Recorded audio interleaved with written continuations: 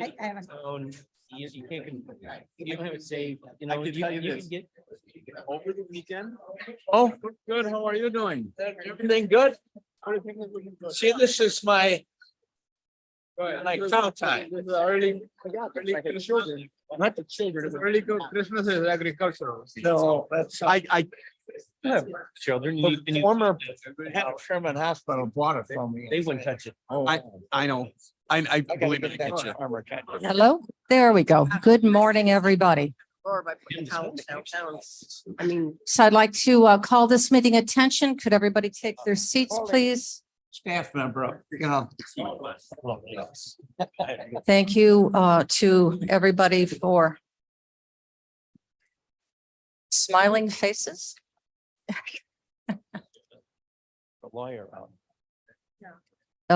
Board members, say hello to a fellow board member that you may not have said hello to before. Say, wish them a good morning, good day. Very good. Audience, why don't you do the same? Say hello to somebody who's sitting next to you that you don't know. Say hi. We're all here together. Have everybody hug each other. Yeah, you brought it, right? I did. Yeah, thank you. Right. Thank you. You're most welcome. Well, that.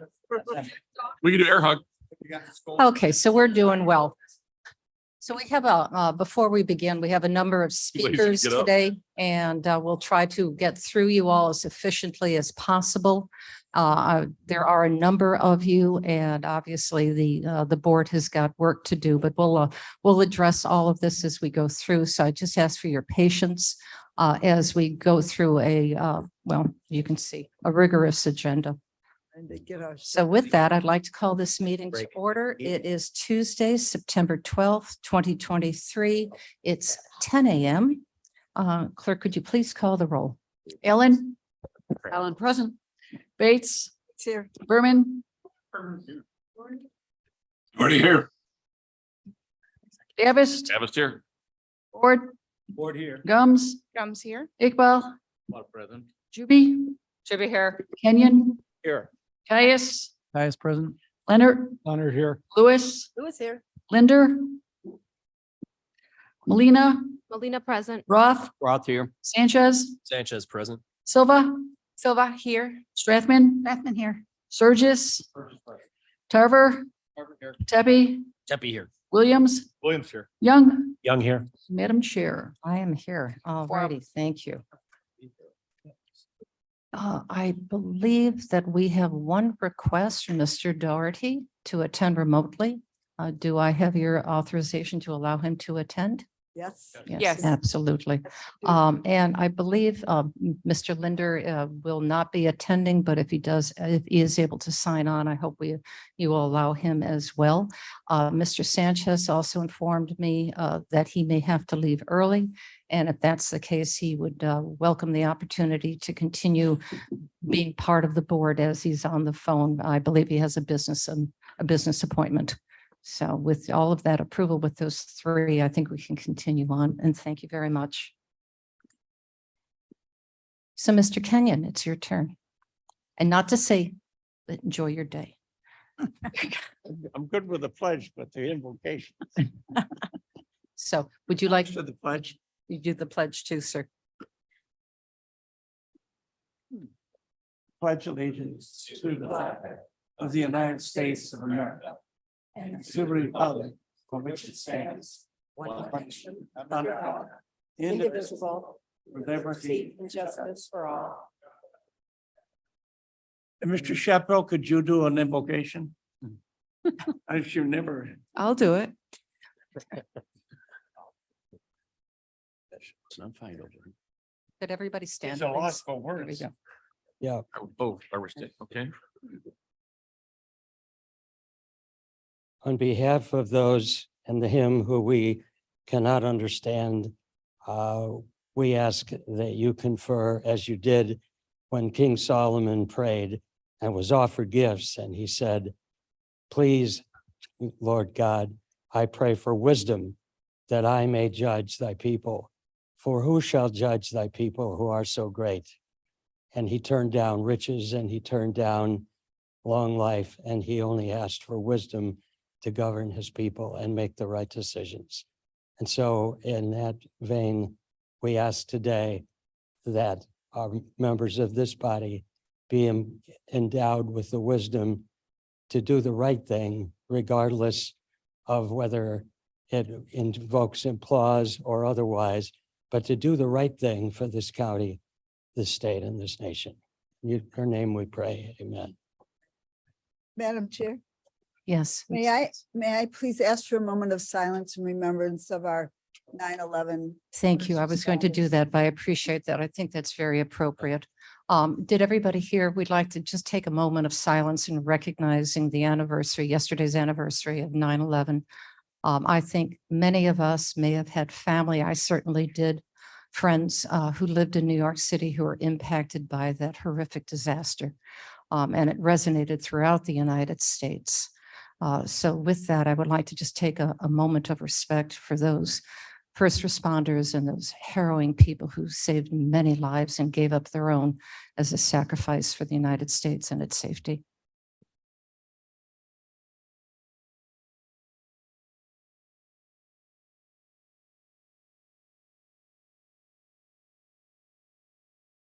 God bless America.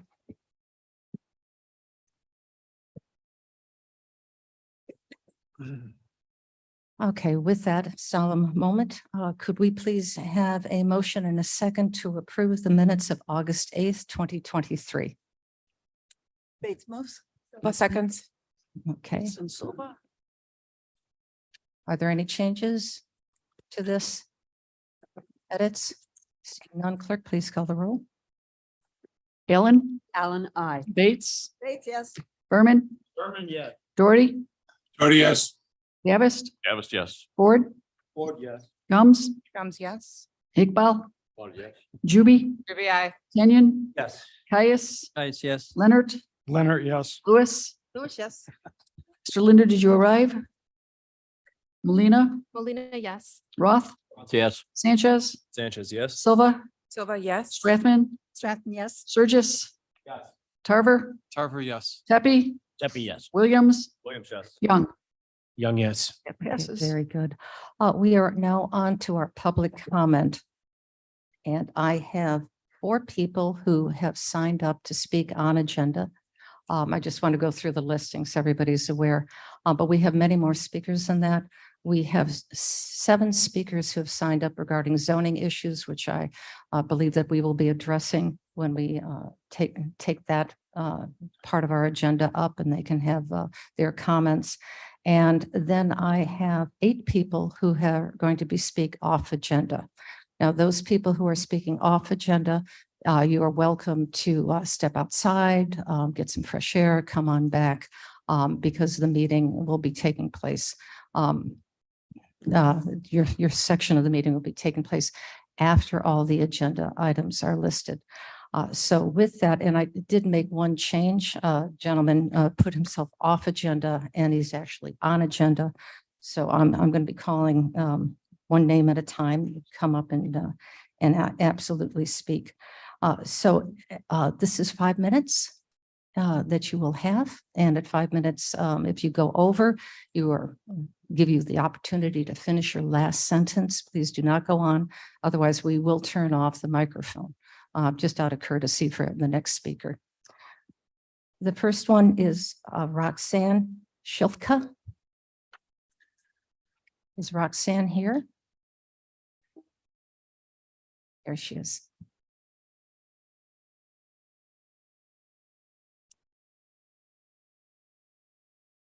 Okay, today I'm going to be borrowing some ideas from the essays of 2 men, Mr. John Hawkins and Mr. David Boaz, who make very good points about raising taxes in general, and they are applicable to today's situation. Okay, number 1, raising taxes when the economy is doing poorly is a terrible idea. However, when you raise them unnecessarily and in a poor economy, and for a new, bigger government campus that no one wants but you, that is an unbelievably ill-conceived idea. 2, raising taxes slows long-term economic growth. Always, the larger government gets, And the more it raises taxes, the more the economy slows down and the people suffer across the board. You want to make Kane County as prosperous as possible. You want to make sure that your kids have it better than you. You want to provide opportunities for the poor. The single best way you can do that is with a growing economy. And when you raise taxes, the economy slows. So if you're really concerned about Kane County, you as our representatives should always be extremely reluctant to raise taxes or the tax rate, if that's what you want to call it. That should be your absolute last resort. Next, here's another problem. When you're adding in new revenue, which would lock in, you're locking in a higher rate of spending. We've all experienced the situation where a tax bond is about to expire, and then all of a sudden there's a new emergency, and you hear the line, "Oh, your taxes won't go up." Of course not. They're being kept at the same high rate when we only voted for a temporary increase. We don't have a revenue problem, we have a spending problem. And we, the people, demand fiscal responsibility with our money. You should be as careful with our taxes as you are with your own money, even more so because you have a fiduciary responsibility. In fact, money will do more good for more people in private hands than it will in government hands. If Kane County raises taxes, you're going to spend all of it, and every group, special interest group, is going to want a piece of the pie. Our taxes are already too high and should actually be lowered. In addition to stimulating the economy, lower taxes will create a sustainable future for Kane County. Finally, I will close with this. In a free country, money belongs to the people who earn it. The most fundamental reason to cut taxes is an understanding that wealth doesn't just happen, it has to be produced. And those who produce it have a right to keep it. We agree to give up a portion of the wealth that we create in order to pay for public services, but we don't give the Kane County government an unlimited claim on our money to use as you see fit. Thank you.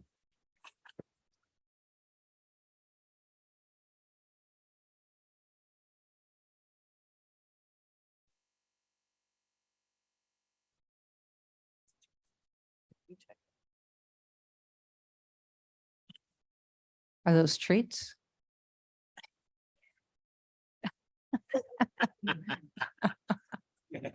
It's a special treat. An intellectual treat. Brian Anderson?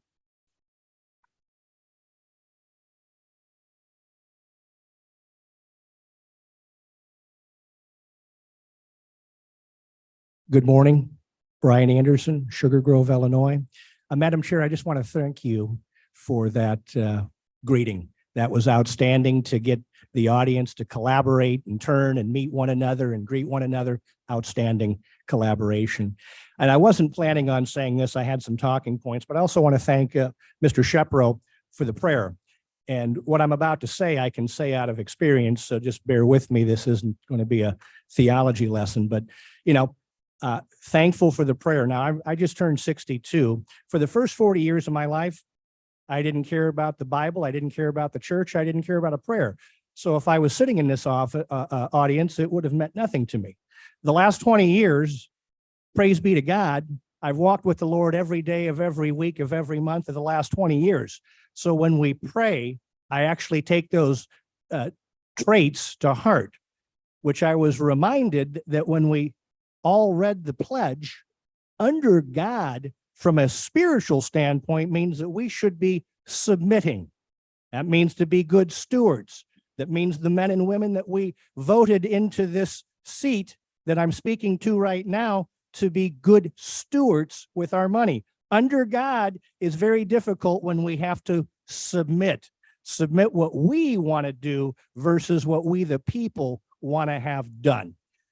So let me go on to why I'm here today speaking. The first is off of, if you've got your packets, resolution 376.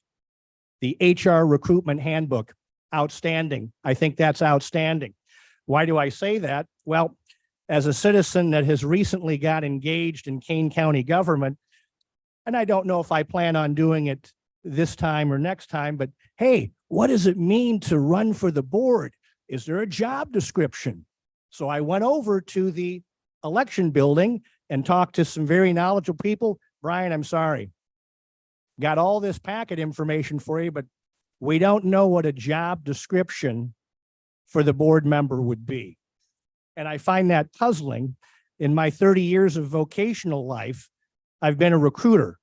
You can't even get a job at McDonald's without looking at a job description for what a cashier or waiter may be. So I would encourage the board, and you'll have to excuse me, I'm not up to speed on the Roberts Rules of Law yet. I plan on digging into that, but whether there'd be an amendment, a motion, a resolution, I'd love to see for we the people that maybe want to do what you're doing and do their civic duty and serve. I'd like a job description, something basic like, hey, board member, good communicator, decision maker, problem solver, $25,000 a year, health benefits, things of that nature, instead of me stumbling into the building going, what's the job? Brian, I don't know. We can't tell you. I was also baffled talking to a few board members. Hey, man, tell me about the onboarding process. I don't know. I spent 30 years in corporate America, and a brand new hire, we want you to model this person. Watch some videos, take a couple of tests. We want to get you up to speed to be the most effective board member in Kane County. That's not happening. So based on this resolution 23376 HR recruitment packet, outstanding. I think you should do that, and I think you should add to that. Lastly, resolution 23360. And by the way, I just want to apologize again. Thankful that Madam Chair and the board members allowed us to speak at September 6th meeting when they said that the taxes were not on the agenda. Actually, that's what was communicated at 5:45, but later in the video in the meeting at 46:40, whoever was giving the presentation, we started talking about PCI and PTEL, which for those of us in layman's terms would be property taxes. So as I get ready to close here, the CPI, I would encourage us to have a referendum, and I'm going to dig into that. Let's let we, the people of Kane County, know what it is. I believe we can vote a referendum for this particular piece of the Kane County property tax. And, you know, as I said on the 6th, whether my dates are correct, whether it's been 8 years or 10 years, the fact of the matter is everything's been going well. And so to quote a board member, I don't know if we need to raise my Kane County tax by $15 when we don't need to. So I think my time is up. Thank you. I want the board to continue to wrestle and maybe continue to wrestle some more on what everybody said in the last board meeting. It is confusing and it is very challenging. Thank you.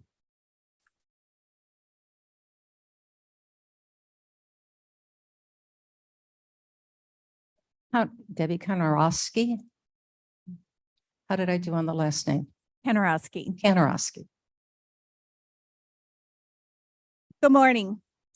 With Kane County citizens struggling to make ends meet, with gas and food prices reaching the most expensive in my lifetime, the cost of a house not affordable, and for first-time homeowners, interest rates going up, and the list continues. We all know. And then we hear the Kane County Board is considering adding a 5% tax increase of $2.8 million to our already high taxes. We all know that citizens are leaving the state in droves due to the high taxes. Unfortunately, I continue to hear this, that others are planning to leave as well. Is there ever going to be an attempt to make it affordable to live here? The Kane County Treasurer's Office has made $10 million above the projected budget amount. The concept of raising taxes on Kane County citizens is appalling based on that information.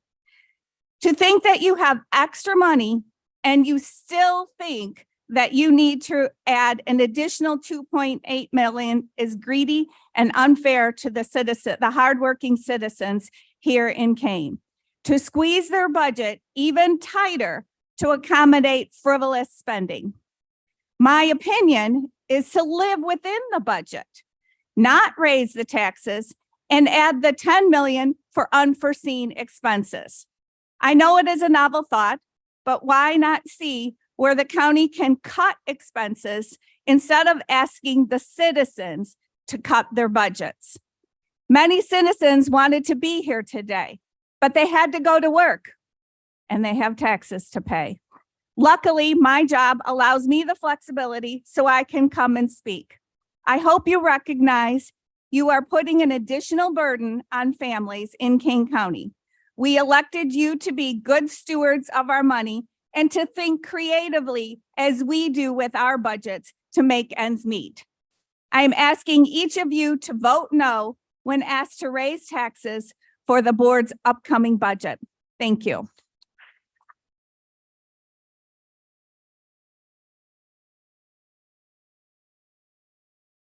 Michelle Baddick.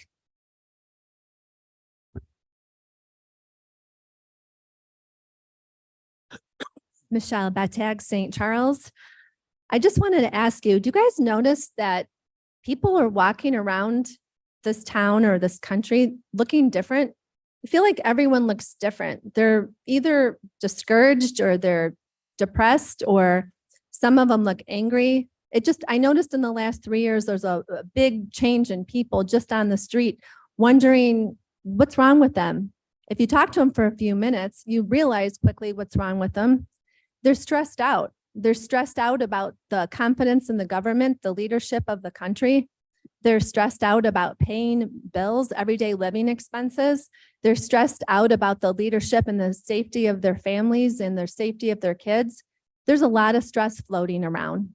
The difference is when I walk into here, coming to listen to the committee meetings and listening to the board meetings, it's different. It seems like this place is different. It seems like a utopia where everyone's flourishing. All the grain bins are full and none of the people are suffering. It's not reality. And I get surprised every time I come in here and I'm starting, as you pay attention, to see how things work, start in committees, hear how the ball gets rolling on certain things.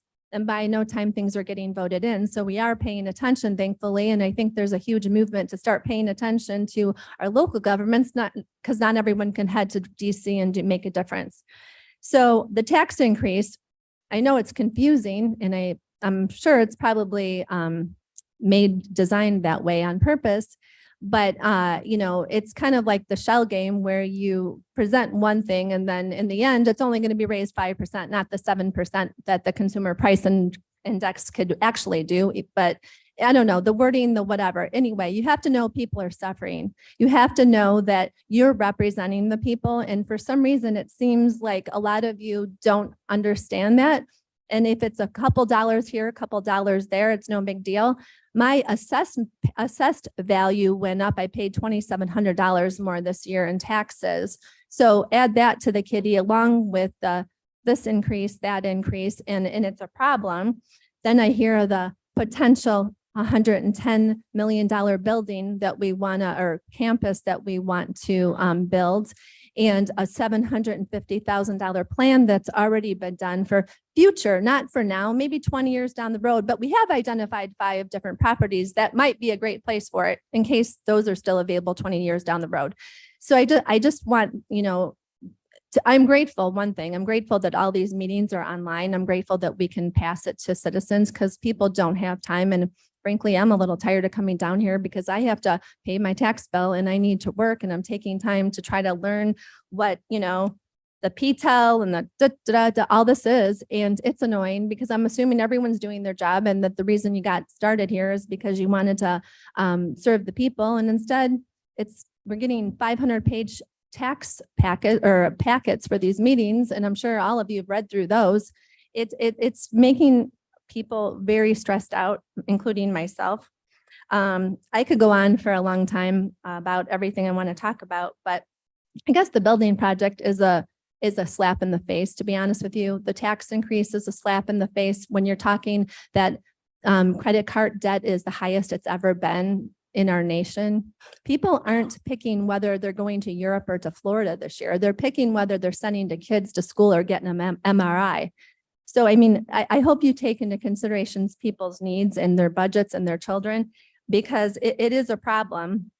I know this isn't a topic, but last time it was mentioned to get a new administrator for $300,000, and Madam Chair was so kind and gracious to put that off the table, but a couple people came to the rescue and wanting to do that. Again, there's probably no job description because Ms. Bates asked for that. There wasn't one, but one thing I'm grateful for these meetings being online. I'm grateful for a new movement in this country that is not going to die no matter who's in office, that people are paying attention. People are taking note of what's happening in their local government, and they will continue to do that. Thank you.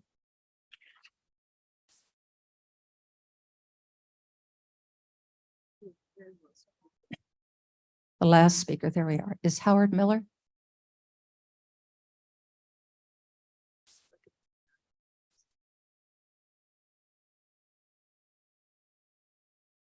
Thank you.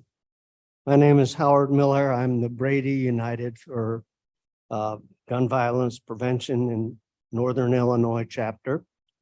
And I'm also a board member of the League of Women Voters of Central Kane County. We appreciate the opportunity you have given us to address the problem of unsecured guns in America. It's ironic that today, September 12th, 2023, that you'll be voting to urge our state legislators to create a safe gun storage law like Ethan's law to protect our families.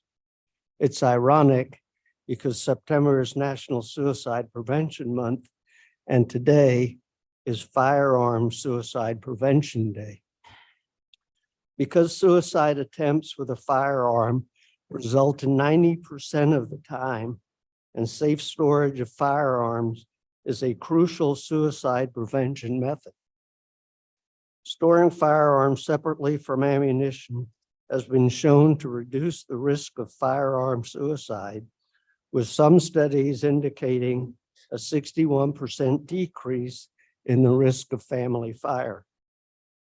Research also shows it can take less than 10 minutes between thinking about suicide to acting on it.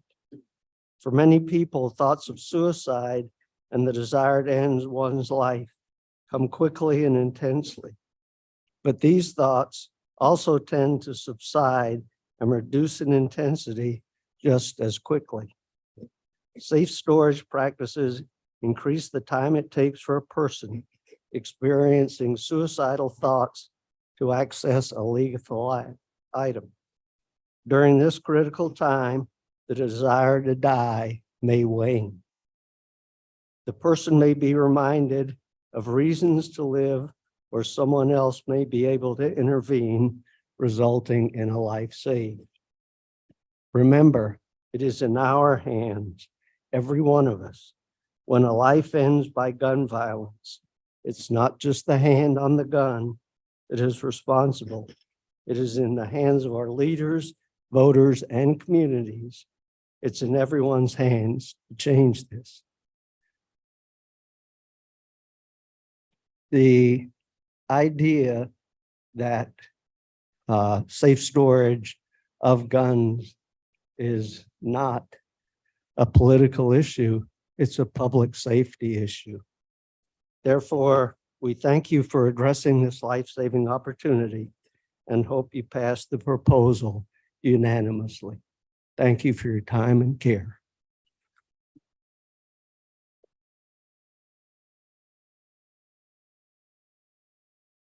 All right, thank you all. And thank you for your courtesy and your kind words. And I was on the agenda. what is your name, ma'am? Kim Sieber.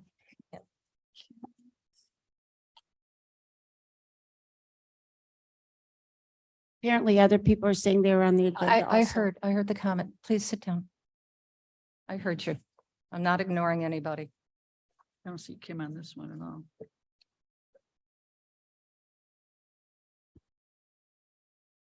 Kim's not on this one. Nope. You have the sign up sheet? Is there another couple sheets underneath?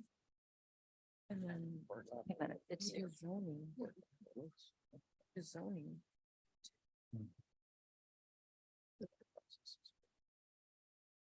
Have any in here?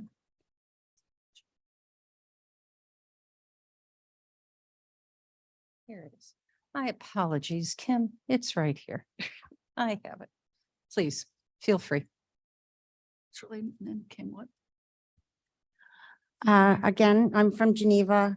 You're probably sick of hearing me come up every time you guys meet, but I'm fortunate enough to be able to be flexible in my job that I can come. The prayer was awesome, and it said something very important.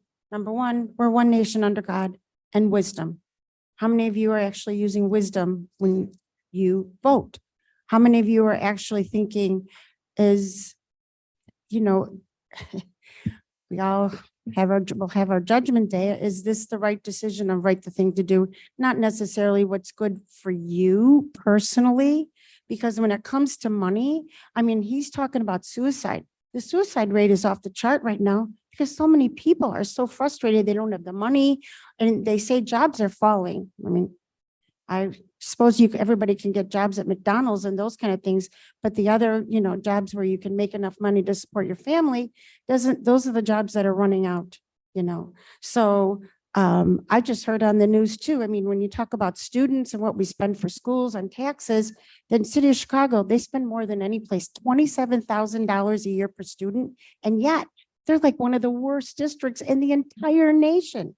Now we spend 17, but I'm thinking maybe we should be spending less because maybe less is more in this case, that the kids benefit more. Maybe the teacher teaches for compassion. I really don't know, but I don't think raising taxes is the solution here. Lowering taxes is the solution that you would be showing all residents that, we realize fiscal responsibility is on our shoulders and that it's not just you who have to be fiscally responsible, the residents in your homes and with your budgets, we need to look for ways where we can cut and not be so wasteful. So hopefully you can make a choice, especially on the budget, of lowering it. I think that would say a lot to the citizens and maybe make Kane County even a more desirable place. Hey, somebody in Illinois lowered taxes. That'd be a first.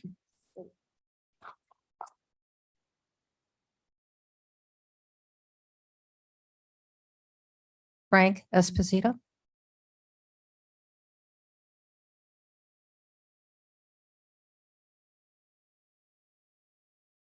Good morning to everyone. I do want to say the last time I was at a meeting, someone made a comment about the fact that the board members were not paying attention to what was being said.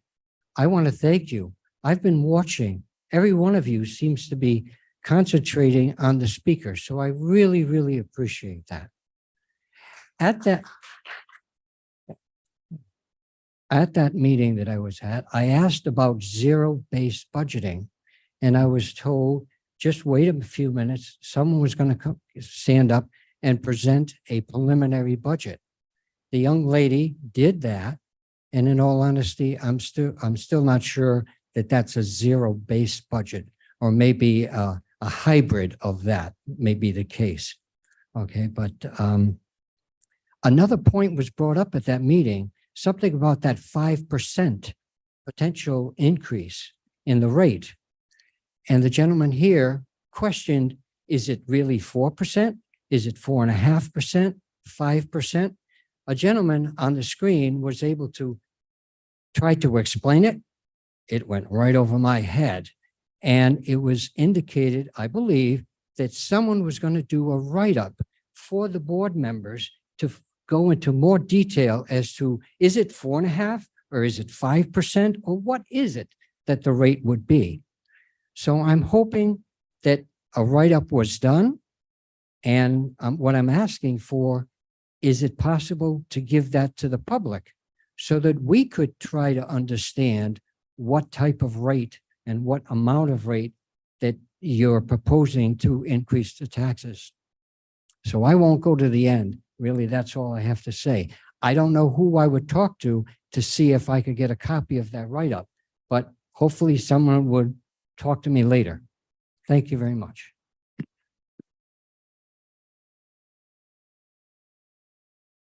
All right, that does complete the public comment of items that are on agenda.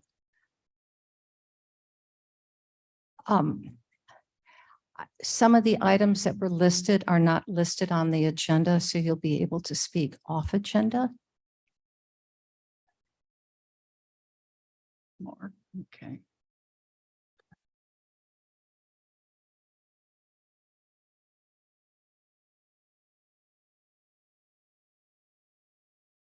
Jonathan, is that you? You're wanting to talk about a county administration building that's not on the agenda, sir? And the tree preservation policy is not on the agenda, and elections is not on the agenda, but they can be spoken about off agenda without hesitation.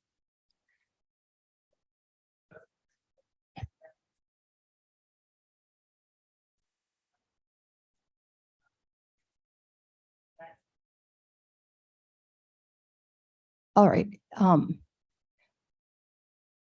I will allow you to speak if it's on taxes, but as just as a reference, if you have an agenda item that you specifically want to address, it would be very helpful to make sure for us to make sure that you reference that agenda item as you come forward to speak. So there's just absolute clarity for us.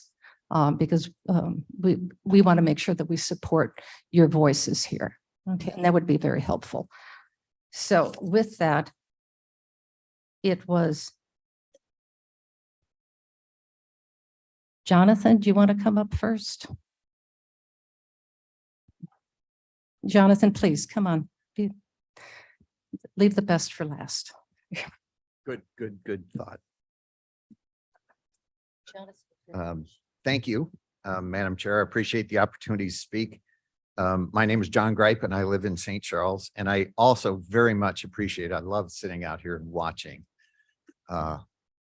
you engage with the people that speak here. So there's a lot of that going on today, and that means a lot. I also appreciate the references to God as a Christ follower. It's a lot of places you can't go and talk about that. So thank you all for being there. At any rate, when I considered speaking today, I thought it would be better to share others' thoughts on raising taxes. When elected officials make decisions, they should be constantly asking for input from constituents. So this approach seemed to make sense for me to understand where voters stand on this issue. I had the opportunity to chat with people from my church, my service club in St. Charles, my neighbors, and even classmates from my 50th high school reunion. Yes, I am that old. From the over 100 conversations I had in the last couple of weeks, I learned that most everyone has no clue what is going on in county government. Further, even those who stay connected with news reports have little clue about what is really going on. The way I represent this to people is this way. You probably know this much about what is going on in county government, and I don't know all of it, but I probably know this much. And if you knew and seen what I have seen, it would probably make you sick to your stomach. When I ask about taxes, I've gotten comments like this from people. They'll just do what they want. There's nothing we can do about it. We'll just have to cut back on spending because they can't seem to do so. We moved out of Illinois to get away from the craziness, and our friends are doing the same. We don't want to or can't move away, so we'll spend less so they can spend more. I like my neighborhood, friends, church, and community organizations. We'll just have to endure what they do to us. Now consider if the county was your family. Wouldn't that be a nice perspective? I could imagine a dinner table conversation going like this. Well, family, we seem to be spending more money each month. None of us want to give up anything we do, so I've come up with a plan to fix our problem. We'll all go to our bosses, that would be the electorate in real life, and we'll tell them that they have to pay us more. Then we'll also go to the credit card companies and tell them that they have to increase our credit lines because we need more money. But the good news is that with all this additional debt, we won't have to pay the debt and mounting interest. Our neighbors will have to do that. Isn't this a great plan? I am blessed to be able to lead a Financial Peace University discussion at my church. The class helps people get out of debt using biblical concepts. Not a bad book to follow, by the way, for financial and other life guidance. The class promotes things like emergency savings, spending less than you have in the past, creating a budget and sticking to it, and saving for the future from your existing income. What a concept. In the 20 years I have helped lead that class, not one person who created and followed a plan couldn't get out of debt, live a nice life, and help others financially. Not a bad goal for each of us or the county. I pray that we all look at the county's financial situation in the same way we would if it were our family. And fellow residents of Kane County, and we all are, please be responsible to spend less and not more. Thank you.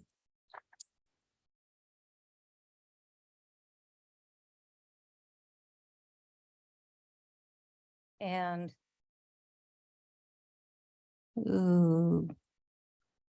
Kim. No, Kim already spoke. Who am I missing? Joyce, please.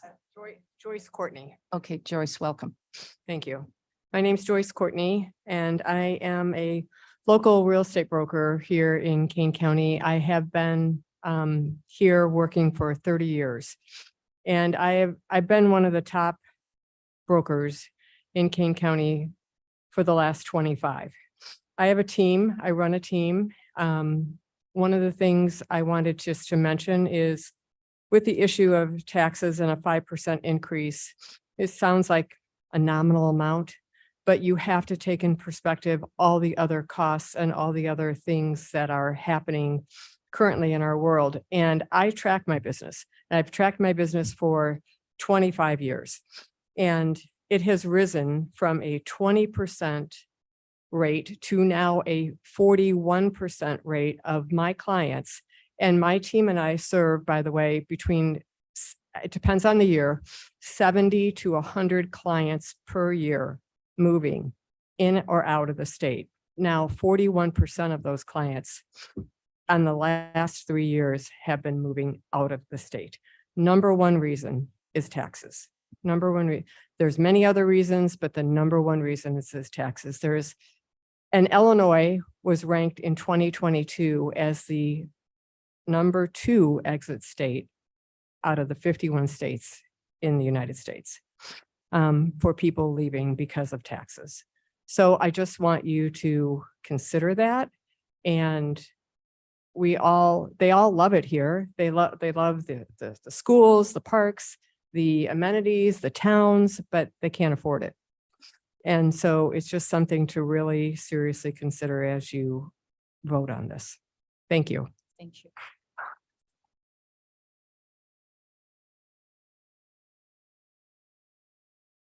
Let me get out my agenda now. So may I please have a motion and a second to put these comments on file? Thank you, Mr. Iqbal. Silva seconds. Mr. Williams, fine. And clerk, please call the roll. Allen, Ellen, I. Bates, Yes. Berman, Yes. Doherty, Yes. Davist, Yes. Ford, Yes. Gums, Yes. Iqbal, Yes. Juby, I. Kenyon, Yes. Caius, Nice, yes. Leonard, Leonard, yes. Lewis, Yes. Linder, Molina, Molina, yes. Roth, Roth, yes. Sanchez, Sanchez, yes. Silva, Silva, yes. Strathman, Yes. Surgis, Tarver, Tarver, yes. Tepe, Tepe, yes. Williams, Williams, yes. Young. Young, yes. Passes. Okay, very good. Thank you.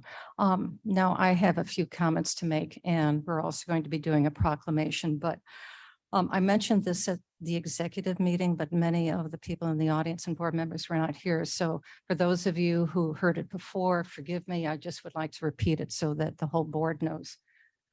You know, I love these charts. And so I had Mark Armstrong create a couple new ones for us because I thought it was an interesting way to take a look at our land use and what we tax. So bear with me. Here we go. And let me get the mic.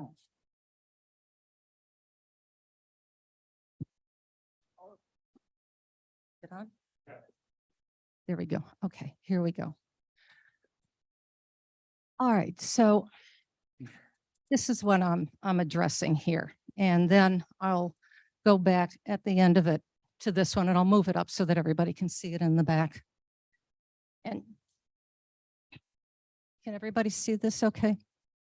Oh, okay. Well, I want to point to it though. That's, thank you. Thank you, Mr. Shepro. So this is our land use, just use of space. All right. And I know for a fact that this board and previous boards really support our open land space. Without question. We have the only committee in the state of Illinois that supports agriculture. Agriculture is a big business here in Kane County and one that we support. But it's, when we talk about the taxes, it's going to be different.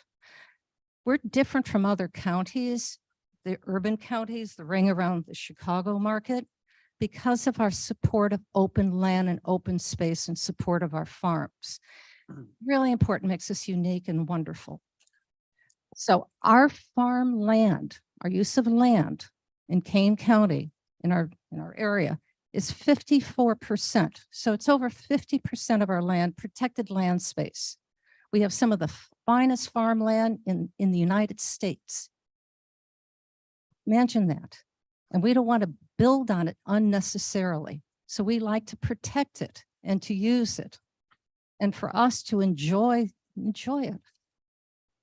The other thing we have, which is a major use of land, are exempt. And that's in orange. That's 16% of our land space.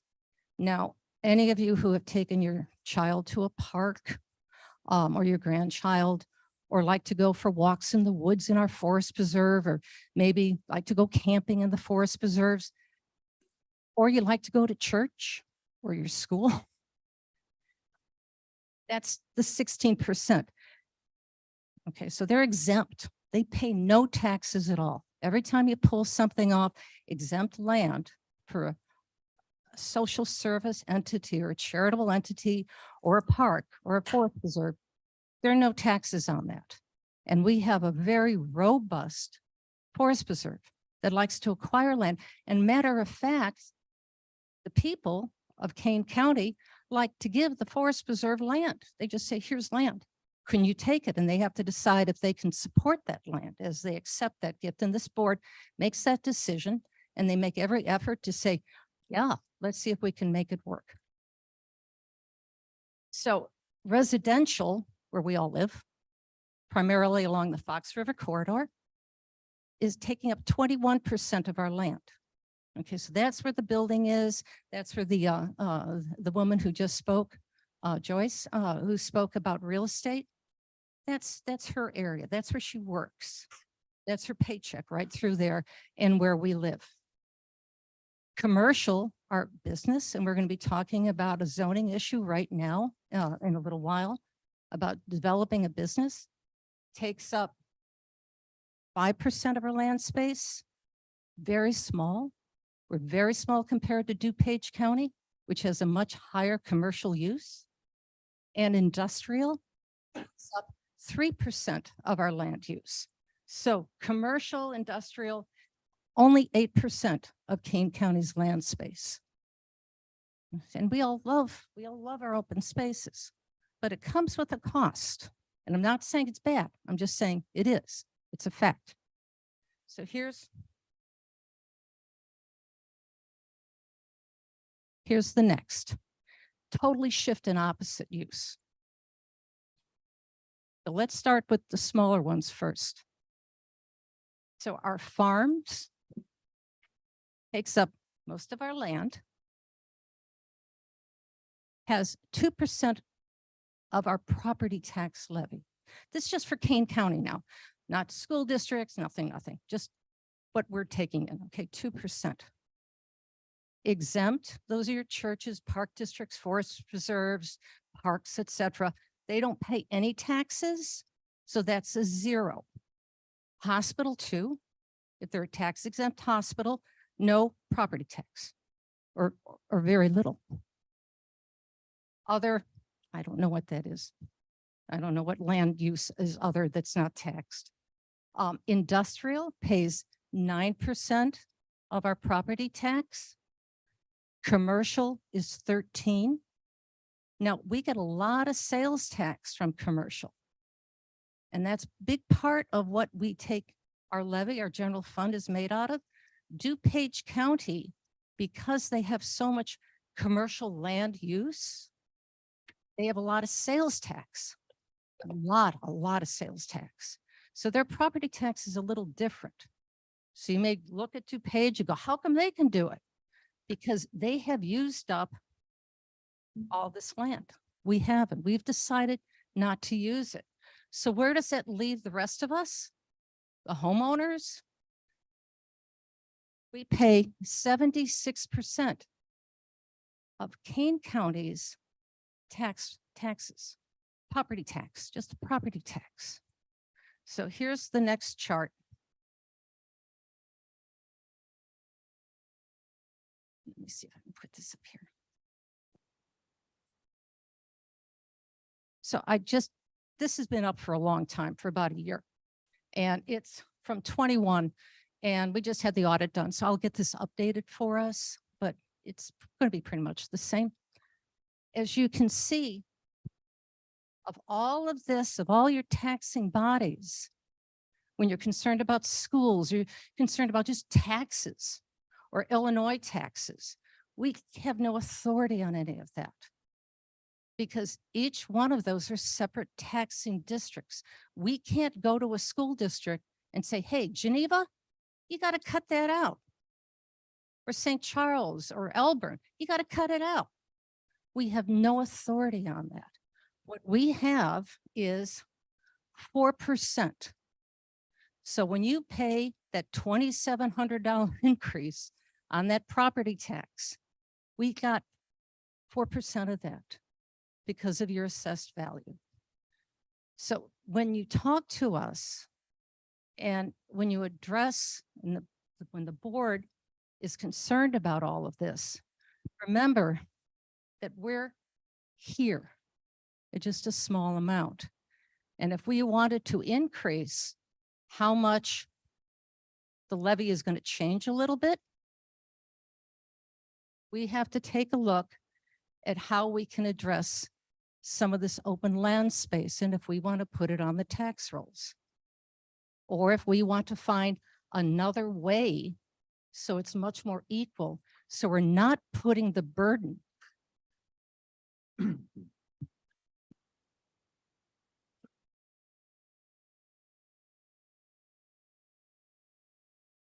so that we don't continue, and be creative as we go through this, please. And I mean this in the greatest sincerity. Let's try to be creative with our budgeting so that we don't continue to put the burden on the residences. There are ways that we can do it. And I hope that everyone will take a look at that when we start looking at different methods of taxing. So that is just something I wanted to share with all of you. And, we can talk about this further as we start going through our budget process. But this and this, the orange and the green, are what makes Kane County unique and wonderful and beautiful and a great place to live. And I hope we can find a way to maintain this with its integrity, while at the same time trying to figure out how we can support our homeowners and our apartment dwellers. So that's my 2 cents.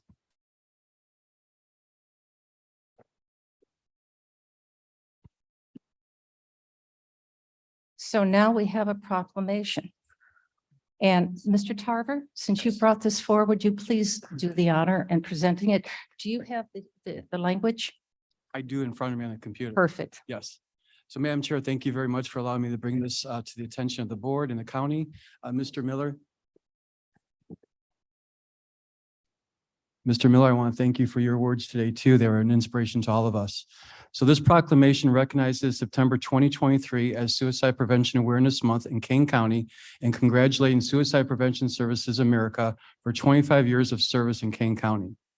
Whereas World Suicide Prevention Day in September 10th and September is National Suicide Prevention Awareness Month, and this Kane County Board desires to participate at this time to share a message of hope and healing to destigmatize talking about suicide and assessing treatment to promote awareness of and suicide prevention resources available across Kane County, and to recognize that everyone has a role to play in preventing suicide.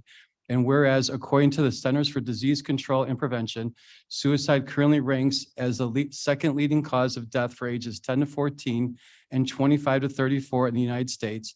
And whereas suicide is a national health problem and preventable types of death in the nation.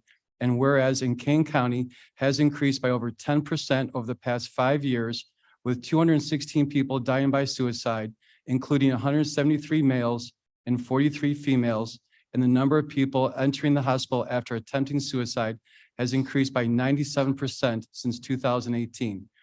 And whereas this Kane County Board recognizes the contributions of educators, health and mental health professionals, peer professionals, and other health and mental health care providers, first responders, community organizations, and community members, and this Kane County Board values their steadfast dedication to each of their respective roles, which are central to suicide prevention, crisis intervention, and activities that reduce risk and promote healing after a suicide death. And whereas Suicide Prevention Services of America in Batavia, as one of those organizations, has been serving Kane County for 25 years to open minds, save lives, and restore hope through prevention, intervention, and postvention using education, advocacy, and collaboration. And whereas Suicide Prevention Services America offers a 24-hour telephone and text hotline linked to the 988 Suicide and Crisis Lifeline, counseling, depression screening, workshops, prevention training, intervention in schools, support groups, and hosts educational and awareness events promoting actions that everyone can take to prevent suicide. Now therefore be it proclaimed by this County Board of Kane County, Illinois, that hereby recognizes the month of September 2023 as Suicide Prevention Awareness Month in Kane County, and that hereby congratulates Suicide Prevention Services of America on 25 years of service to the citizens of Kane County. Thank you. Thank you. Is somebody here from suicide prevention? I'm not sure if anyone was able to make it, but I'd like to present it to Mr. Miller, if that's okay. That's fine, fine. And then I'll present Mr. Miller the plaque, and then I'm sure you'll get it to suicide prevention.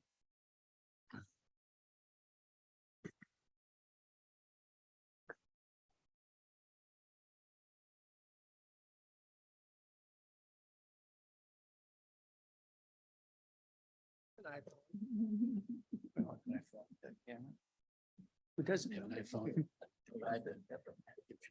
Oh, you don't? Okay. Well, Ron Ford doesn't have it. Ford doesn't have an iPhone. There's your answer. Oh, what you know was a phone with a camera.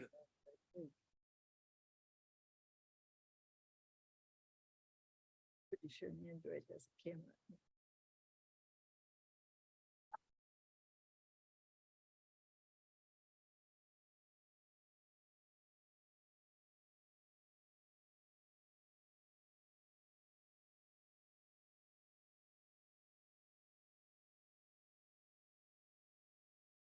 You know, when I was coming up here, and then we'll go to our next item, I was reflecting because I know that we the people, you were going to mention we the people, and I was reflecting on that. And we the people, and then the union of the people. And I thought, yes, we are a union of people. Divorced of animosity towards each other. And a celebration of just continuity and respect for each other's opinions. And I thought we are the union. And we, the generic we are all the people. 515,000 strong. And that's Kane County. Madam Chair, this is Caius. Can I move to approve the proclamation? Absolutely. Clerk, please call the roll. We could, Oh, discussion, absolutely discussion. point of order, can we just do a voice vote? To discussion. Right. So since we called it, does anybody want to say anything about what we've just proclamation? I want to thank Mr. Tarver very much for writing this. We all consistently talk about mental health. Our gallery is full of folks that acknowledge that and the stress. Some of the things that we're going to be passing today are directly related, and we have the ability to make change. And Mr. Miller eloquently stated that he hopes for a unanimous vote on this action. And I implore you to do that as well. So I just want to say thank you, Mr. Tarver. It's a tough month for people. So we all have to look out for one another. And that goes along with people we may or may not agree with. Your neighbors, whether you like them or not, maybe you should get to like them. I know this is kind of crazy, but we are having a great dialogue today, and I think we should continue to do that. Thank you. Is there anybody else? Yes. I want to say that this is one of the examples of nonpartisan, bipartisan issues that we can all come together on. So thank you, Mr. Tarver. Yeah, yes. Good morning, Dr. Silva. I just would like to say a few words regarding what we do, what we've done before, and why the conversation of social determinants of health and risk factors for mental health conditions are so important to discuss, as we do in public health and in other committees. So that's why it's important to keep the conversation going, but also balance the needs of the community. I think one of the things that resounded with me was hearing about folks being in what I would call a depressive state and walking around and not feeling the same way. And I would just like to say that we as county board members aren't exempt from that. We have our stressors that we deal with, and we try to do our best job putting our foot forward. So I will end with that. Thank you. Thank you. Is there anybody else? And if I may, I'd like to also acknowledge Michael Isaacson, our chair of public, or our department head for public health. He helped doing a little tweaking of the proclamation. And all the work that they do, the public health department does to support mental health, and will continue to do, and as well as the board support of public health and mental health here for Kane County's residents. Nothing else? Okay, so now we can call the roll. Ellen, Alan, aye. Bates, Bates, yes. Berman, Berman, yes. Gordy, yes. Davis, Davis, yes. Ford, Ford, yes. Gums, Absolutely, yes. Iqbal, Yes. Juby, Ruby, aye. Kenyon, Yes. Caius, Yes. Leonard, Leonard, yes. Lewis, Lewis, yes. Molina, yes. Roth, Roth, yes. Sanchez, Sanchez, yes. Silva, Silva, yes. Strathman, Yes. Surgis, Tarver, Tarver, yes. Tepe, Debbie, yes. Williams, Williams, yes. Young. Young, yes. Passes. Okay, very good. We are now moving forward to our zoning petitions. I believe that Mark Van Kerkhoff is online available to us. Mark, are you there? Yes, I am. Oh, perfect. How are you feeling? Better? I'm getting there. Thank you. You can hear he has a horrible cold. Okay, who would like to lead this discussion, please? Madam Mr. Chair. Ford? I'd like to make the motion that we for the petition 4612, which is 39 West 180 Highland Avenue. That is also their LLC.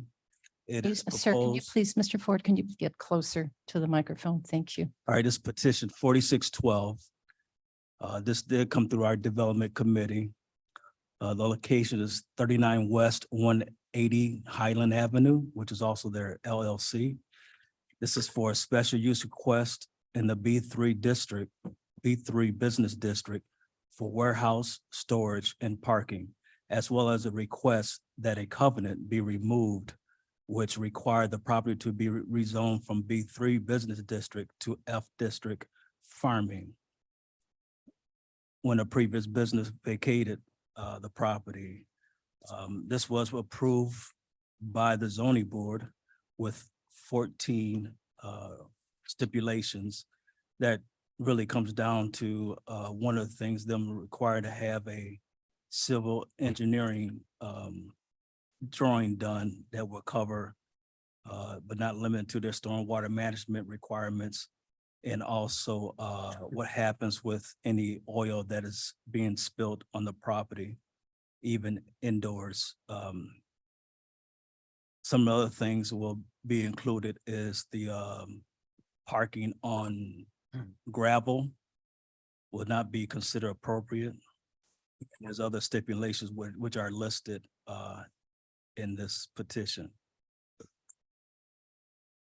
I know residents have some, Mr. Ford, could you speak louder, please? I'm sorry, Make I sure know. it's not in the right spot. Just pull the Better? microphone closer you to go. your All right. computer. Yeah, there you go. So at this point, I just like to make the motion to open up for discussion.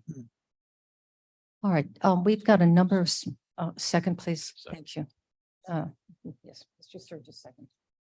Second. Surges seconds. Mr. Ford, we have a number of speakers who would like to address this. Would you like to bring them up now? Yes. Okay, very good. Thank you. Peter? Babetta? Is Peter here? No. Krista Wisepa, or I'm not saying it correctly at all. Wise Papa? Please forgive me.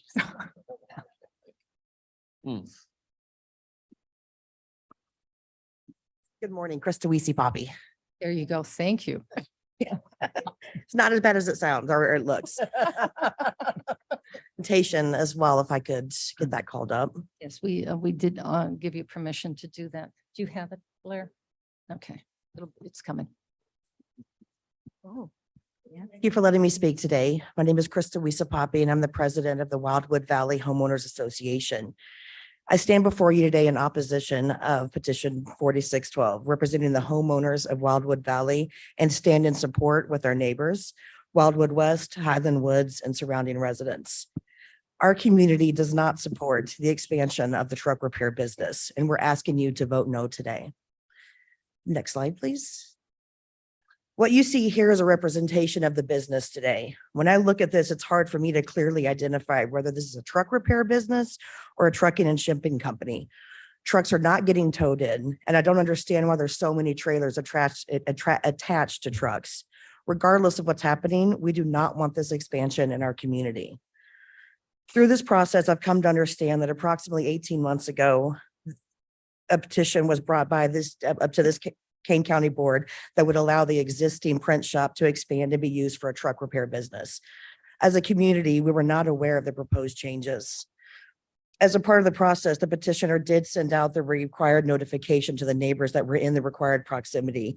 However, this letter told a story of a small business print shop who wanted to expand its business, gain a deeper tie in the community, and create a loving home on site to raise their beautiful family.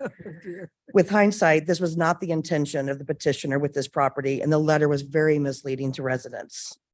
We do not want to see this business expand and become even more intrusive into our community. Again, we ask you to vote no on the expansion. Next slide, please. We're concerned because the petitioner has not been honest with the county board member or the affected residents along the way. In the two previous meetings, the petitioners made numerous contradicting statements, from small discrepancies to large concerns. He told us semi trucks would not be using Combs Road because there was no way they could make the turn onto Highland, but here we see they are. He said semi truck traffic would increase by 1 or 2 trucks a day, yet we're encountering multiple trucks throughout the day. He said the neighborhood would be respected, but they're often parking trucks on Highland Avenue and even working on trucks parked on Highland Avenue. He told us most of the trucks were going to be towed in. These trucks are not getting towed in. They're being driven onto the property. At the same time, his lack of a business plan that he reviewed and discussed in the last meeting should be concerning to all of us. In the development meeting, the petitioner told the board that the resident, and I quote, "He does not expect to see an increase in revenue as an outcome of the expansion. He has no plans to increase staff as an outcome of the expansion. And he has no budget, whatever it takes, to create a state-of-the-art facility with no concern to limit on budget." He said 1 million, 5 million, 10 million, whatever it takes. This should be concerning. As a community, we do not want this expansion, and we ask you to vote no on the expansion. Next slide, please. Our residential community is not conducive to this type of business. We deserve our neighborhoods to be preserved and to feel safe in our community. We do not want additional 24-hour light lots. We do not want additional semi trucks and refrigeration units idling 24 hours a day. And we do not want to see an increase in individuals from across the nation, those without ties to our community, sleeping in their trucks overnight. We ask you to vote no on the expansion. We ask you to vote no to petition 4612. Thank you.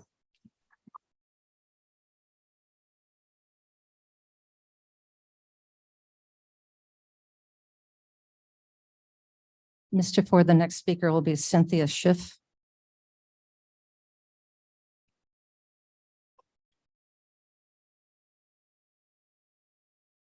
Good morning, Cynthia Cherry Schiff, Elgin. Thank you for allowing the neighbors to speak to this potential rezoning issue and to voice our final objections. My husband and I live in Wildwood West, which is located next door to the proposed rezoned site. By now, you've heard most of the arguments. How plunking a diesel repair business in the middle of our quiet suburban neighborhoods is folly for us, our peaceful setting, and our property values. Hopefully, you've reviewed the photos. We've made that simple this morning, which show how the current business owner is not being a good steward of his property, littered with discarded and forgotten machinery, semis parked and stacked up for parts, and unsightly burn piles. This is the way it looked prior to board inspection photos. You may have read the letters and over 200 emails that have been sent. Seen the petitions with 160 households who signed against the rezoning. Notice the heavily attended meetings. And yet, there are some of you who seem hell-bent to approve the petition. One has to ask themselves, why? You've been reminded that your duty as a Kane County Development Board member is to adhere to your own articles. And I quote from Paul Amscamp's letter, specifically Article 2. Purpose. The Kane County zoning ordinance is adopted for the purpose of promoting the public health, safety, morals, comfort, and general welfare, conserving the values of property throughout the county, and reducing or avoiding congestion in the public streets and highways.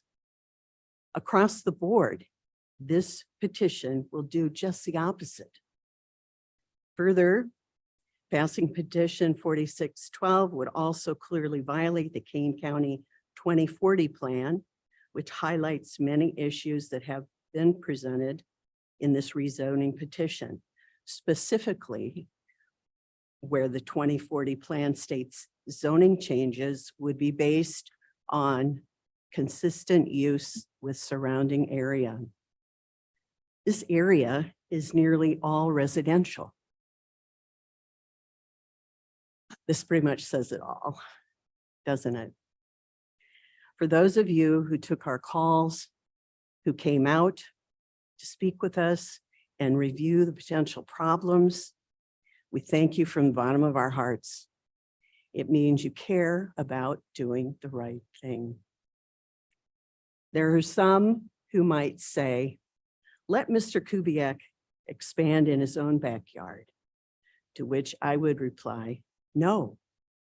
We're opposed because the light, noise, traffic, and air pollution of this diesel repair business doesn't belong in any residential neighborhood, and certainly not in anyone's backyard, not even Mr. Kubiak's. I hope your votes will reflect that. Thank you.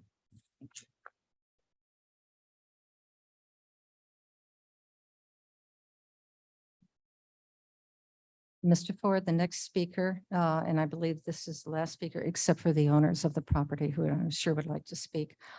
Margaret, God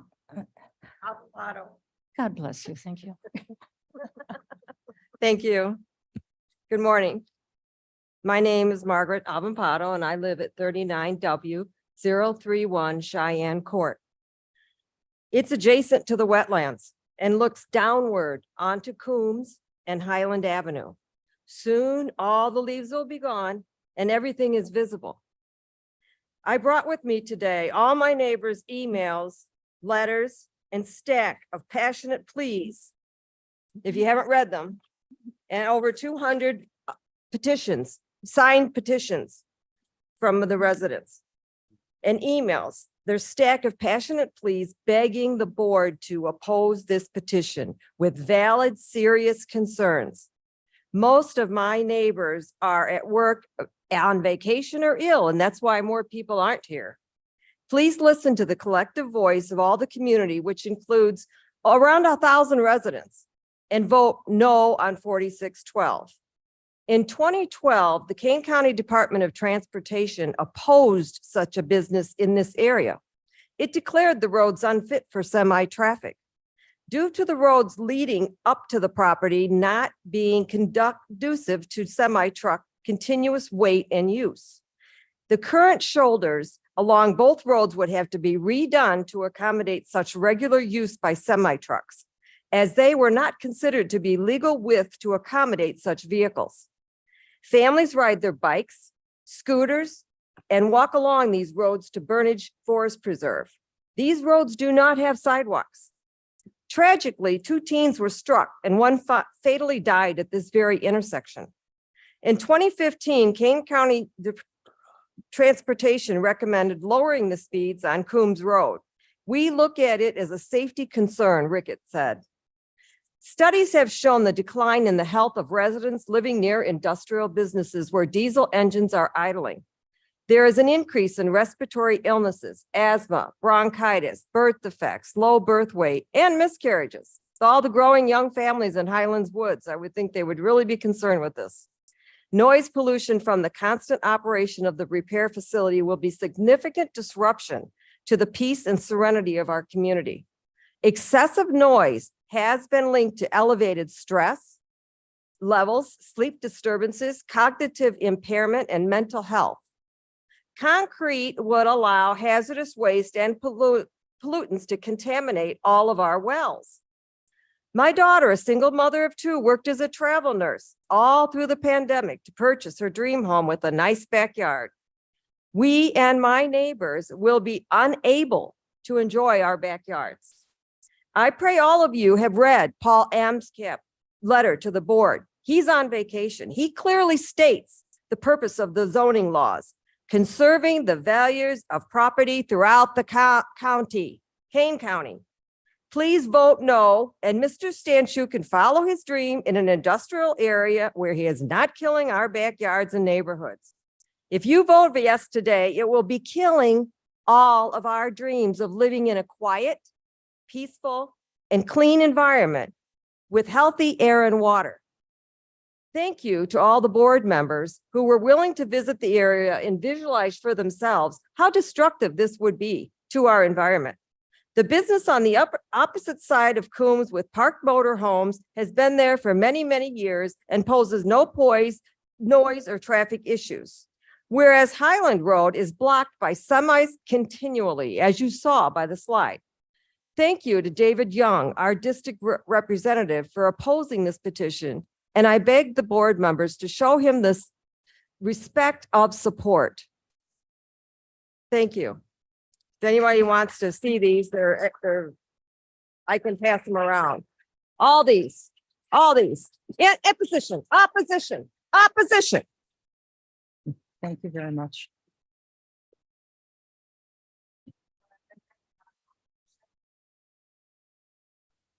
Mr. Ford, yes, please.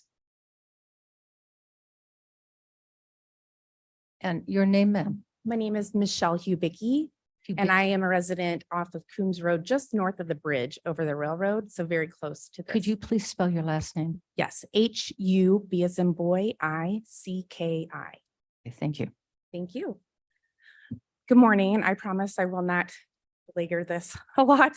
I think we're getting our point across pretty well. A few points I would like to make. Clearly, I'm in opposition to this. I think it's a little bit confusing about who actually owns the property. It's owned by an LLC, which the principal in the LLC is Vladimir. And I apologize to Vladimir, but I'm not going to say your last name correctly. And so I'm not going to try. But my point is that he owns the printing business, which seems to have been a good neighbor to us in the past, is quiet, all of that. And then during COVID, it was a challenging time and he had to lease out some of that space, was the story that we were told during another hearing. And so Team Prime came in and they were using the space and I wasn't aware that that was ever debated or that we had any say in any of that ahead of time. But now things are better and Vlad needs more space back, and that's why they're wanting to do some of this. And part of the reason why they want to do the expansion. What I would argue is that I have no problem with the business being in Kane County, and I wish Ian a really successful business, just maybe not in, this quiet neighborhood. But I live on 4 acres that is described as looking like a park. My pictures were up as part of Krista's presentation. I look directly at the bridge from my front steps. It's very close. There is increased truck traffic.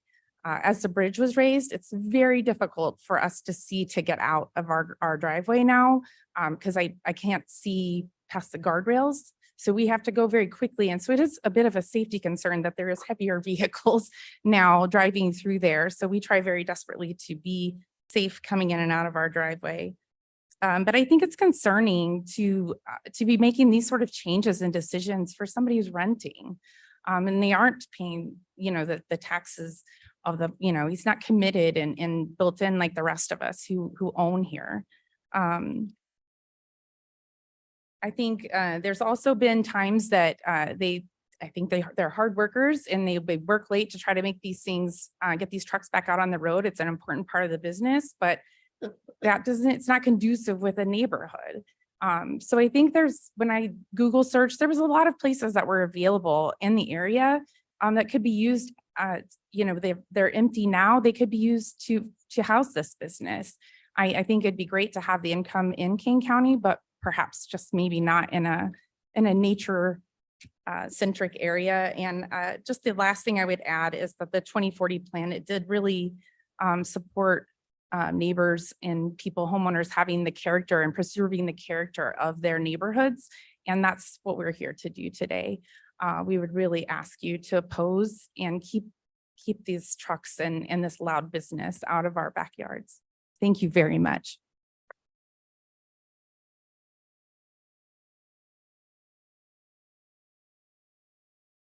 All right, Mr. Ford, all yours. All right. I don't know if the property owner or the owner of the business wants to speak or not. So if he would like to allow him time to speak. Absolutely. Are they here? Yes. Yep, please, sir. Good morning, board members. Carl Kubiak. You probably are aware of what's going on here. I do want to just go over everything that from the beginning, that area bordering Coombs Road and, I'm sorry. Closer, You gotta get rid of. How's that? Is that better? much better. Okay, thank you. That area, the business 3 area on Coombs Road and Highland has been a business area since the 50s. It started out with Brady Brick and then Illinois Brick. And Brady Brick, at the time it was operating, was receiving 15 to 20 semi-loads of brick coming in and out of there daily. They used that empty lot that we're trying to clean up as a dumping area. And I know there's a lot of concerns of wetlands there, but nobody is aware, or very few people are aware, that Brady Brick did use that as a dumping area. And I've been in contact with the water reclamation department, and they're aware there's about 100,000 square feet of discarded refuse from Brady Brick, being brick, cement, and other issues there that I don't think people are aware of, that we are planning to clean up. I know everybody's worried about the wetlands, but we're going to clean all that up, and nobody's thinking about what's there and what's leaching into the area. Also, that area is bordered by a train that goes by 4 times a day that shakes the neighborhood, and nobody seems to complain. I took a walk over to the neighborhood just on the north side, and there's approximately 250 feet. 250 feet is almost the length of a football field of wooded trees and vegetation. I stood in the backyard during the day in the prime time of activity there, and you can't hear anything 250 feet away through the woods before you get to the railroad tracks. Also, I want to mention that that area was zoned B3 way before any of those homes were built. So those people knew that there was businesses in their area. There's a, as the lady prior to me said, that there's a parking area for trailers and mobile homes, and nobody seems to complain. On the other corner, there's a body shop, a car shop. Across the street from the custom color, there is a body shop as well. There's a trucking repair center there. If anybody would walk that area, they could see that that's in disrepair. Also down the street is a manufacturing area that now is going to be used as for a marijuana dispensary type, how would you put it, distribution center. So you have that down the street and nobody seems to complain. We do advise, or the trucking business do advise the truckers to use Highland Avenue to come down to the facility. We can't control sometimes where the truckers take it upon themselves thinking they can come down Coombs Road and make that turn, but that typically does not happen. So our traffic typically does not come down Coombs Road. It doesn't affect the neighbors on Coombs Road. There was a census taken back, I think in 2020. There's 5,000 vehicles and trucks that come down. 3 years ago, they took that census, come down Coombs Road from Big Timber. The majority of that is trucks, construction trucks, and other trucks. Those aren't the trucks that go to this facility. This facility is a repair center. It's not a truck stop. It's not a oil change place. These trucks come in, and trucks are going to be attached to trailers. That's how they travel on the road. So they both show up. They repair trucks, they repair trailers, and they show up, and they're not there for a quick turnaround. They're there and to get repaired. And as everybody knows, there's a problem with parts. So trucks end up staying there until the parts show up. And believe me, they want to get the trucks out of there. That's the truck driver's livelihood. So people that think that that's a truck stop, or people are just parking trucks, that's not true. Also, Custom Color has been there for 13 years without one violation or one complaint. The trucking facility has been there 1.5 years without one complaint or one violation. If there was such a bad situation, we would have heard from the county that there was issues that we have here. Now that they want to expand and put warehouse space and parking space to alleviate the congestion, we're having issues, which I don't understand. The owners of the business have said that they will do whatever it takes to appease the neighbors. Another thing I need to mention, that the neighborhood to the south is has two entries. It's on Coombs Road and on Route 20. So these trucks do not interfere with the neighborhood to the south. So this idea that the trucks are a danger to that neighborhood is a falsehood, because there is no entrance to that neighborhood on Highland Avenue, only on Coombs Road. And I have to stress that the major traffic is from Randall Road to down Highland to the facility. And if you drive by the facility, you don't see anything in the perimeter of the property. You have to be directly in front of the driveway to see what is actually happening on the property. And it is a business, so you do have to expect some traffic. Now, again, they receive anywhere from 3 to 5 trucks a day that come in and out of there. Sometimes it may be 6, sometimes it might be 2, but it averages about 5 trucks a day, which equates to about 25 trucks coming and going out of that property on a daily basis. Now, these trucks aren't these old trucks that you see coming down Coombs Road that have the straight pipes that you hear all this noise. These are trucks. You spoke for 6 minutes. Do you have another? A couple minutes, I'll win. Okay. In aggregate total Same amount of time. Have a time altogether?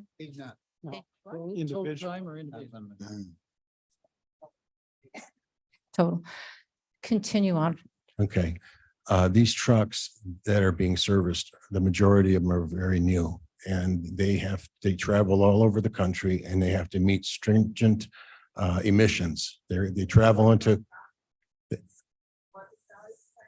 Oh, I'm sorry, ma'am, you're interrupting.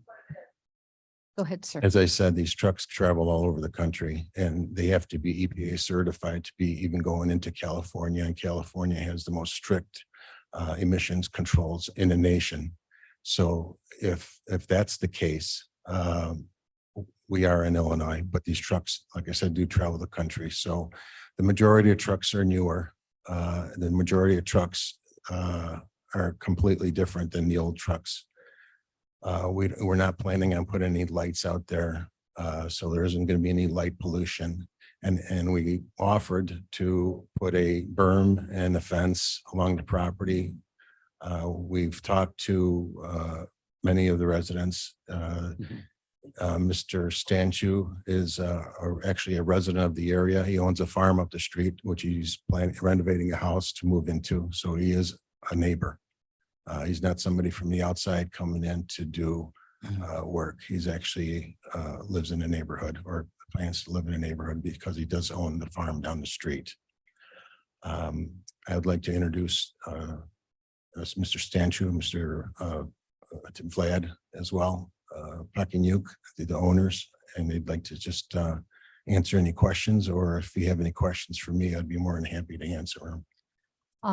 Madam Mr. Chair. Ford, yes, sir. Ford, if we could put up the map of the aerial that's on our packet, is considered page 17.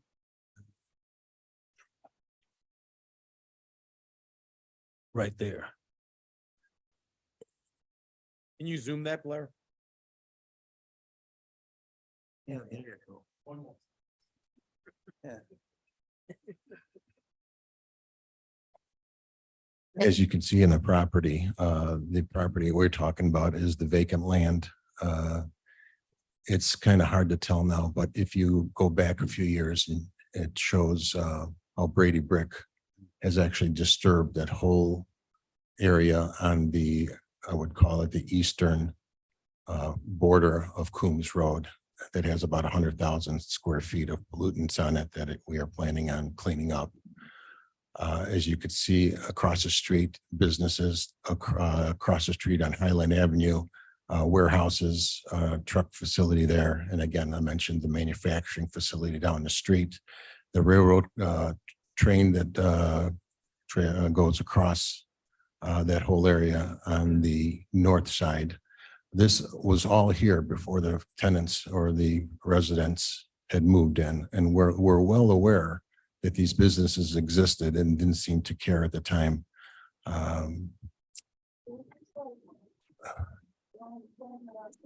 I just want to say that we'll do whatever we can to mediate any concerns or effects this might have on the neighborhood. Any questions? Yes, well, Mr. Ford, do you have, I'll let you lead this thing through All since right. this is your committee. But I would suggest that we also ask any staff, if Mr. Van Kerkhoff has comments as well on this. Madam Chair, point of order before we. Yes, go in. yes, ma'am. I would like to correct for the record that this is not a marijuana dispensary that's going into this neighborhood. It is an infusion kitchen. Correct. There will not be any increased traffic to this area because of that. Thank you. business. We had a lengthy discussion about that, and indeed, that's the case. Thank you. Correct. All right, Madam Chair, I think Mark is online if he has anything to say about what we're discussing today. It is 4612 petition. And sir, you can sit down for a minute. Yeah, thank you, Mr. Ford. I'd maybe just suggest if Blair, if you could advance the slide to number 35. That's the most recent amended site plan, which would go along with the special use back. Maybe my numbers are different. Go back about 6 slides, I think.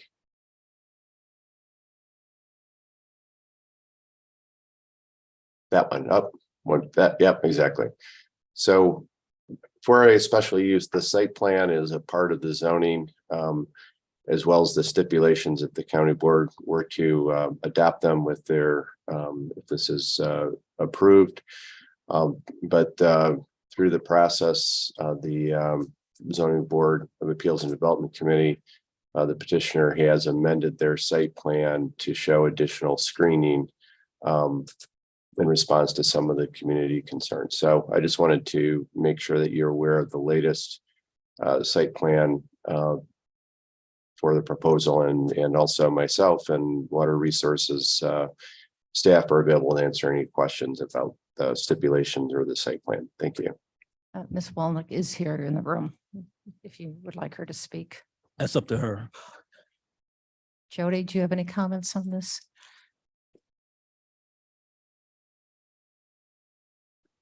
I don't have anything to add. This is Jody Walnick, Director of Environmental and Water Resources. We have quite a few stipulations on the petition, and so I'm available, or Ann Wilford, as we do have a meeting that we need to leave at noon.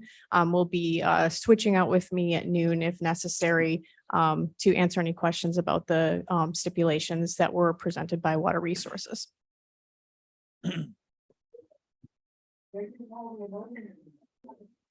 Madam Chair, Ford again. I just make it clear that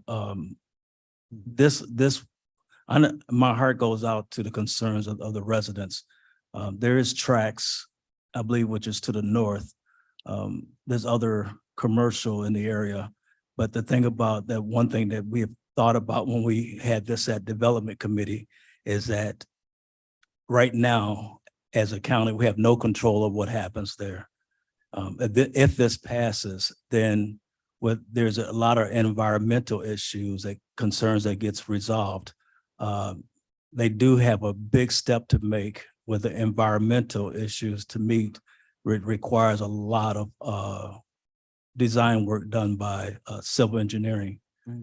So they have to hire someone on the outside to come in and meet all of our requirements, which are in the stipulation package. Mr. Doherty has his hands up. Yes, sir. Mr. Doherty?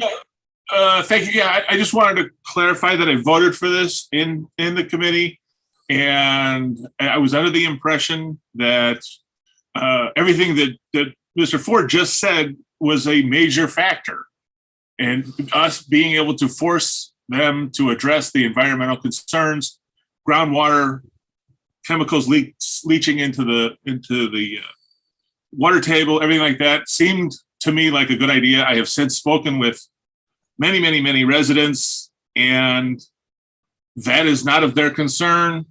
Every single one of them, I brought that up. They said that's okay. And that have other issues that are more important. So I just want everybody to know it did pass through development, but I will be a no vote. Please, Mr. Surges.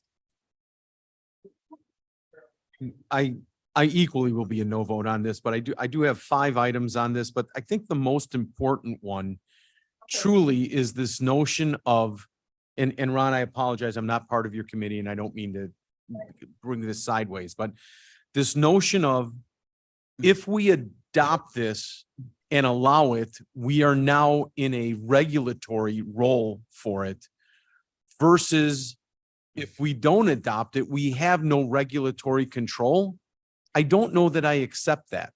And if there's some legal basis for it, I would need somebody to explain that to me. How are you suggesting we turn our back if we don't do this? That's Jody.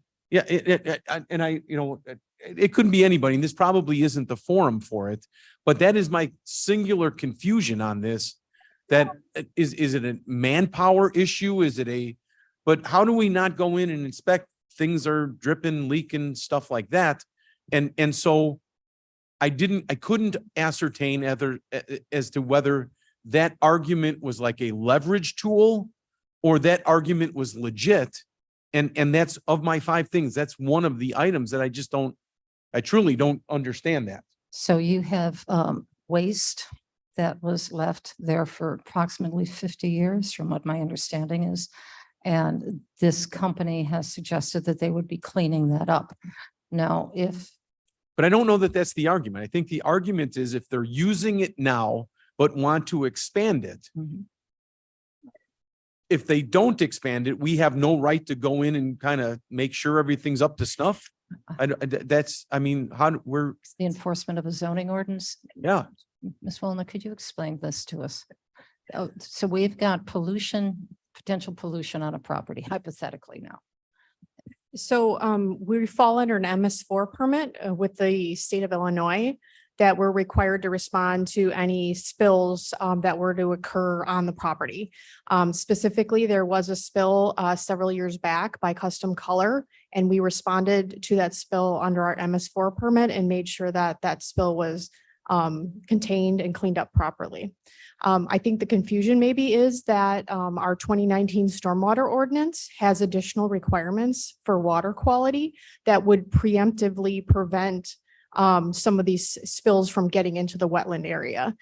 There's nothing on the site currently that would do that. And so that's kind of the difference. We would still respond under our MS4 permit as we have in the past, but that's reactionary, not proactive. And the existing alleged pollution from the bricks that is by the water, is that exempt from that, or because it seems to be pre-existing? There has not been, to my knowledge, a phase 1 investigation done by a company on the property. My understanding of bricks and concrete is it's fairly inert materials. And so our concern would be more with the trucks in disrepair and leaking fluids from those trucks with the proposed operation. Okay, thank you. And Madam Chair, if I can, my understanding that I had to do a little work on this because I didn't know if this was Vern's area or David's area. It is David's area. And Dave, are you in support of this? No. Okay. I typically don't vote against staff when they make a recommendation, and I pride myself on that, but I also have always taken the rule that whoever was there first could set that, and I'm not understanding if the residents were here first or the business was here first and how that kind of comes into play. But I can say that this is akin to my area up in Gilbert's where Coombs Road, Galligan Road, Tyrell Road, they all kind of have the same look, flavor, feel to it. And it is difficult for all of us to identify who we are as a community. Are we a residential community? Are we an industrial community? Gilbert's is certainly, vacillated between our, cast concrete buildings versus our residential. And I can feel the stress in the conversations that are taking place here but that stress is very specific from the quantity and quality of the arguments that at least flooded my inbox and telephone, that the residents were not in favor of this at all.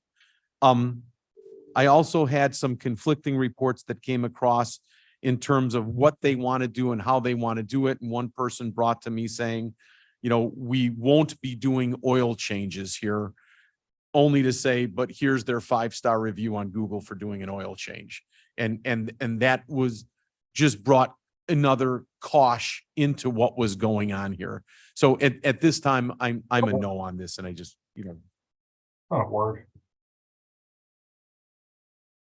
Yes, Mr. Tebby. You're the birthday boy, you got it. Thank you, Madam Chair. I'm one of the board members that's gone up and driven around this area on several occasions now and spoken to quite a few of the residents, and I've also spoken to the petitioner. Okay. I'm a definite no on this one, and I want to explain some of the reasons. Okay. First off, last night I spoke with Jason Krabby, who is the road commissioner for Elgin Township. At our last meeting, he expressed his concern about doing this, and I told him I would communicate that here. Second, I received several phone calls from Elgin City Council members who are also concerned about this particular petition. They do not want to see it passed. All right.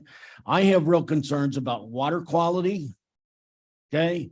And extreme concerns about the use of the land, as well as what I will call noise pollution. I think it would be totally inappropriate for them to be idling either diesel vehicles or equipment that would keep refrigeration equipment going when they are so close to residential areas. And just 12 days ago, I spoke with the petitioner about adding provisions like this to the restrictions here and have not heard anything back. Okay. In addition, I've never seen a list of restrictions this long, strictly from the water department, on approving it. Their job is not to say no. Their job is to say, gee, what do you have to do in order to make this happen? And this list of theirs to make this happen, there's a major wetland on the area. They're requiring that 2 retention ponds be built, that the water be filtered before it goes into the retention ponds. Okay. And then my last point is on their plan, they show building a building, but very little excess additional space for storing vehicles. They've already got over 30 vehicles stored there. A lot of them on the area where they propose building this building. They're already backing up cars on Highland Avenue and working on trucks on Highland Avenue. There's no way that this business can operate there without extreme violation and without tremendous disruption to the residents in this neighborhood. So I am vehemently against this particular petition. Thank you.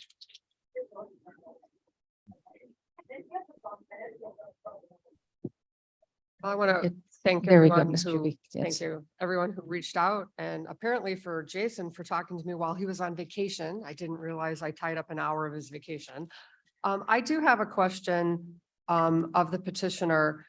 It was brought to my attention and I later confirmed it through the Department of Transportation website that there is a dock-to-dock LLC that is registered at 39 West 180 Highland. And I just wondered if I could have any information about that.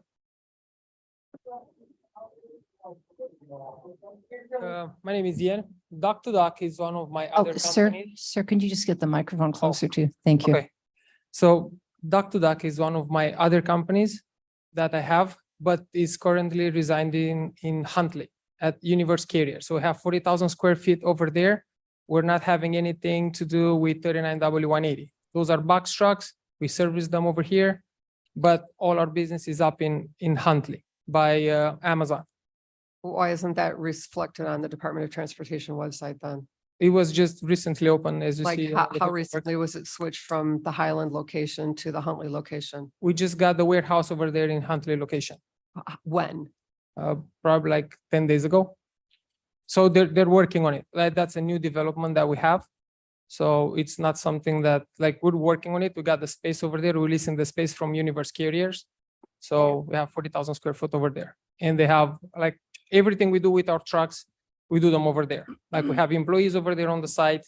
All the trucks are getting serviced at our location, and they're getting to do the work over there. We don't have no docks here in Highland Avenue. There's no way for us to transload freight from one trailer to the other. There's absolutely no way to do that. Team Prime at 39W180 Highland is basically doing repairs and maintenance. So to that gentleman's point, I missed his name. He said, like, this repair facility is to do major repairs, but there's a 5-star review on oil change. We're not doing oil changes. It's called preventative maintenance. Preventative, yeah, that's how it's called. So besides, the oil change is about 15% of the job. These trucks require strict inspections. They're going from brakes to air to coolant to oil to absolutely everything like that. So it's not an oil change. With semi trucks, like in a car, yes, you go to Jiffy Lube or to Boss Automotive across the street and you get an oil change. The cars don't require a lot of stuff. But the semi trucks, the oil change is 10 to 50% of the job. There's brakes, there's air brakes, there's suspension, there's tires, there's a lot of other things. So I want to say something back to Margaret over here behind me. I really appreciate the effort that she did. I was in the front of the company, as I am in every morning, to make sure everything is good. And she was driving her car, going across the street, almost ended up in the ditch. Again, I'm not making stuff up. I took pictures of her and videos of her. She's like taking pictures all over the place. I understand that this business can be made to look really bad. And I understand that. But with this, like, if this will be able to go through, the chaos that we have right now, it's going to come to a nice and clean space for us to be able to operate. So what we have right now, it's no space. We cannot make the parking. We cannot level the ground. We have a lot of dust over there. There's nothing we can do until we get an answer from this. And everybody being concerned about, oh, from where are they going to have the money? We're working people, right? We're not being given stuff. We're not asking for mercy. We're asking for compassion. So we're here in this community. I recently, like a year and a half ago, I bought a farm, like probably 1 minute away from over there. Me and my wife over there right now, we're developing the house. We're going to move over there. I'll be in this neighborhood.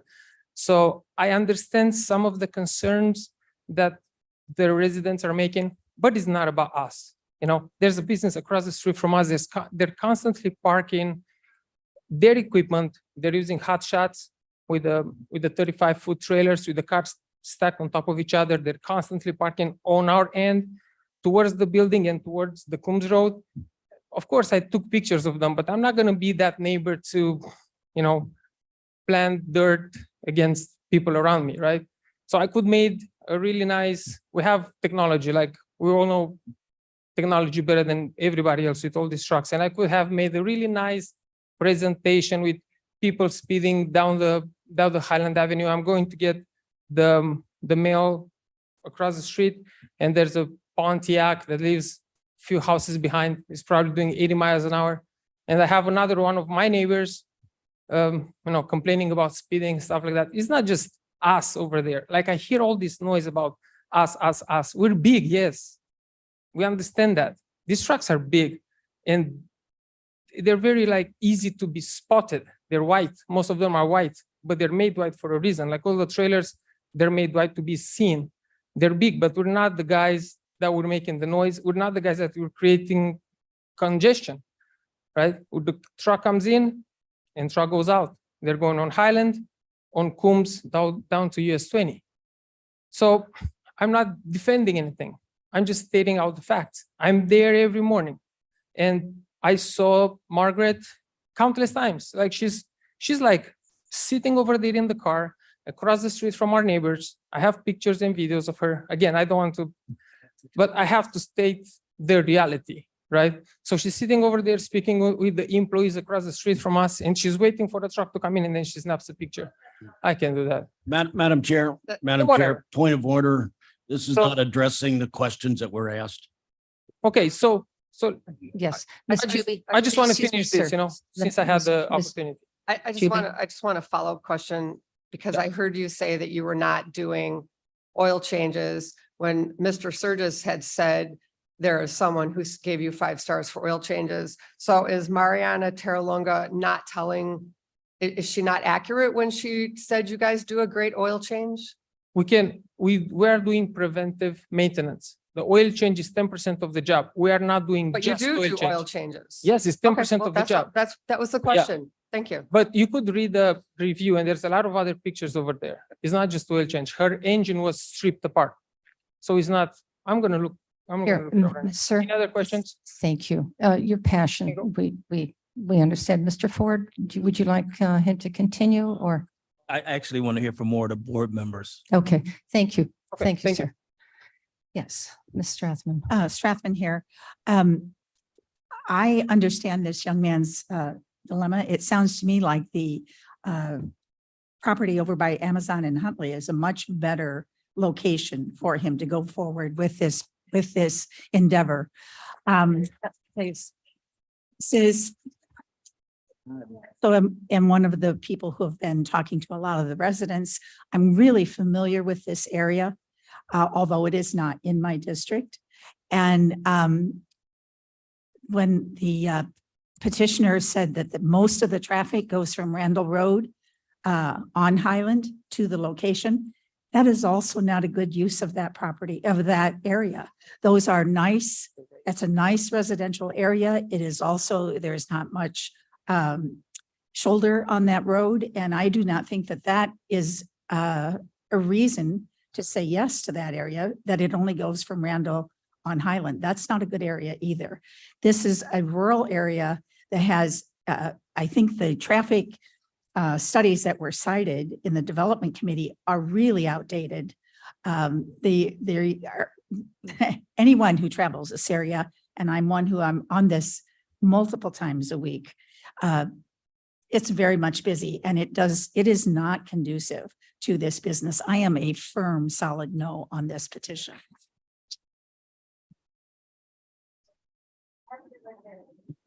Mr. Young, you had your hand up. I did. David Young, I am, this is my district, District 15. And as you heard, there are over 200 signatures opposing this expansion. And I want to make sure that everyone understands they're opposing the expansion. I have received several emails and I took a ton of phone calls, and I want to just highlight a few emails that I received. Paul A. said that this area is primarily residential, not industrial. Some current businesses exist, like Boss Automotive and the RV trailer parking, and those businesses serve the residents. For example, Boss Automotive has a lot of customers in Highland Woods. I'm actually a customer of Boss Automotive. He's concerned about water and the contamination of wells. Krista W., her concerns are safety. She's concerned that individuals from across the country are coming in for a repair and they will be sleeping in their trucks overnight. Who knows how long? She's concerned about water.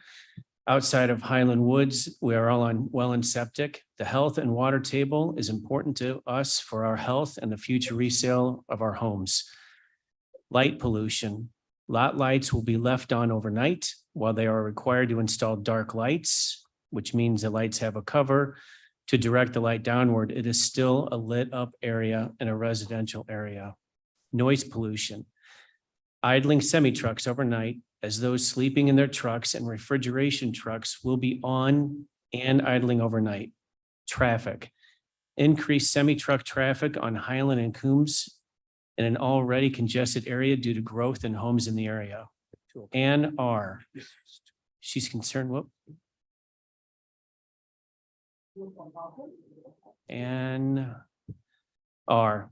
Safety, well, and environmental impact. And she's concerned about pollution, air, noise, and light pollution. Larry R. wrote me, he wrote all of us this email. Team Prime has been operating on this site for over a year and has proven to be an irresponsible neighbor, allowing truck parking on gravel and dirt surfaces, overnight sleeping of drivers, shoulder parking on Highland Avenue, total disregard for water table and air quality health, overnight idling of trucks, noise pollution, road deterioration, and increased truck traffic. And we have Eileen. This is mainly a residential area. The addition of truck traffic, noise, and light in this area takes away from our calm, peaceful existence. Mary, this location is inappropriate for this expansion. It is surrounded by neighborhoods with hundreds, if not thousands, of single-family homes. Two of the neighborhoods, including ours, are on well water. A big concern of ours is potential contamination of our drinking water. We are also concerned about air pollution from idling diesel trucks, the likely increase in excessive noise and light pollution of the dark sky in our area. Our neighborhood is adjacent to a 600-acre Kane County Forest Preserve, which is Burnage, which is a refuge for wildlife. Light pollution impacts insects and migrating birds. Excessive noise and diesel fumes negatively affect wildlife. Seasonally, salamanders cross Highland Avenue in large numbers a half-mile east of Coombs Road. People are not the only residents that would be impacted by this zoning change. We are bicyclists, and neither Highland Avenue nor Coombs Road have shoulders for biking. The increased traffic would be a hardship for people bicycling. And if I keep on going, I'll just be repeating myself. But in summary, the residents recognize the current businesses in this area. They recognize them when they move there. The residents are against the expansion of the truck business. They're against the expansion, not the current. They have some complaints about the truck business, but they're against the expansion. The residents are concerned about pollution, noise, air, and water pollution. The residents are concerned about the pollution of their wells. The residents are concerned about increased traffic. The residents do not want this expansion and are requesting your vote to be no. I'm voting no, and I request everyone else to vote no as well.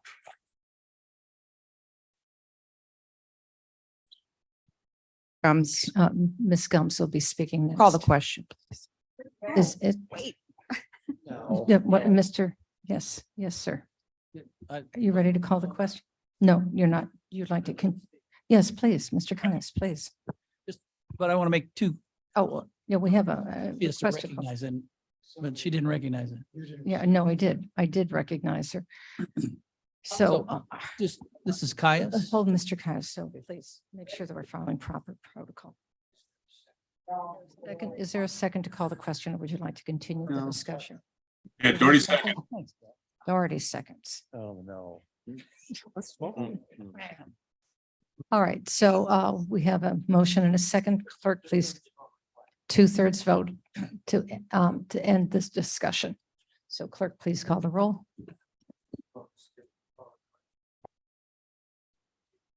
Did you all hear this? I'll say it. It's a yes vote. We'll call the question. A no vote is to continue the conversation. All right, Ellen. Alan, no. Bates. Berman. Berman, no. Doherty. Oh, yes. Davis. Davis, no.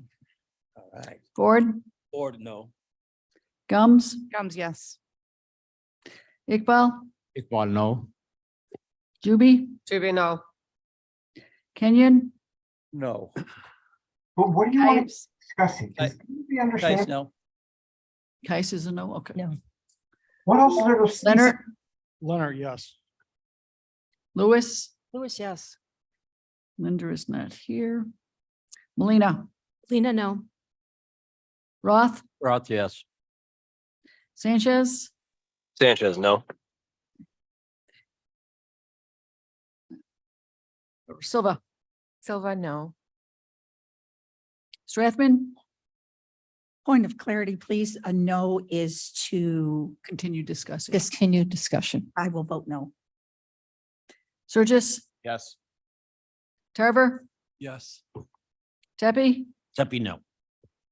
Williams. Yes. Young. It's a point of order that a no vote is to continue the discussion. Yes, sir. No. No, all right. It haven't even It made it fails. to agenda. So we continue the discussion. 11, 12, 13, 14, yes. Mr. Caius is next. Okay, I apologize for that.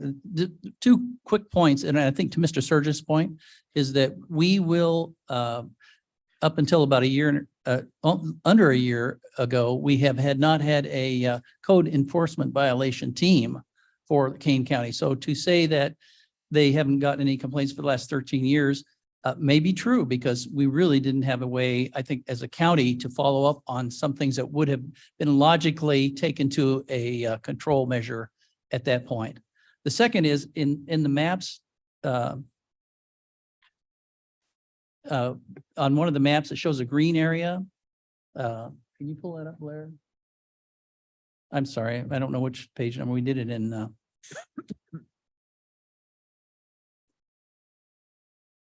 there, back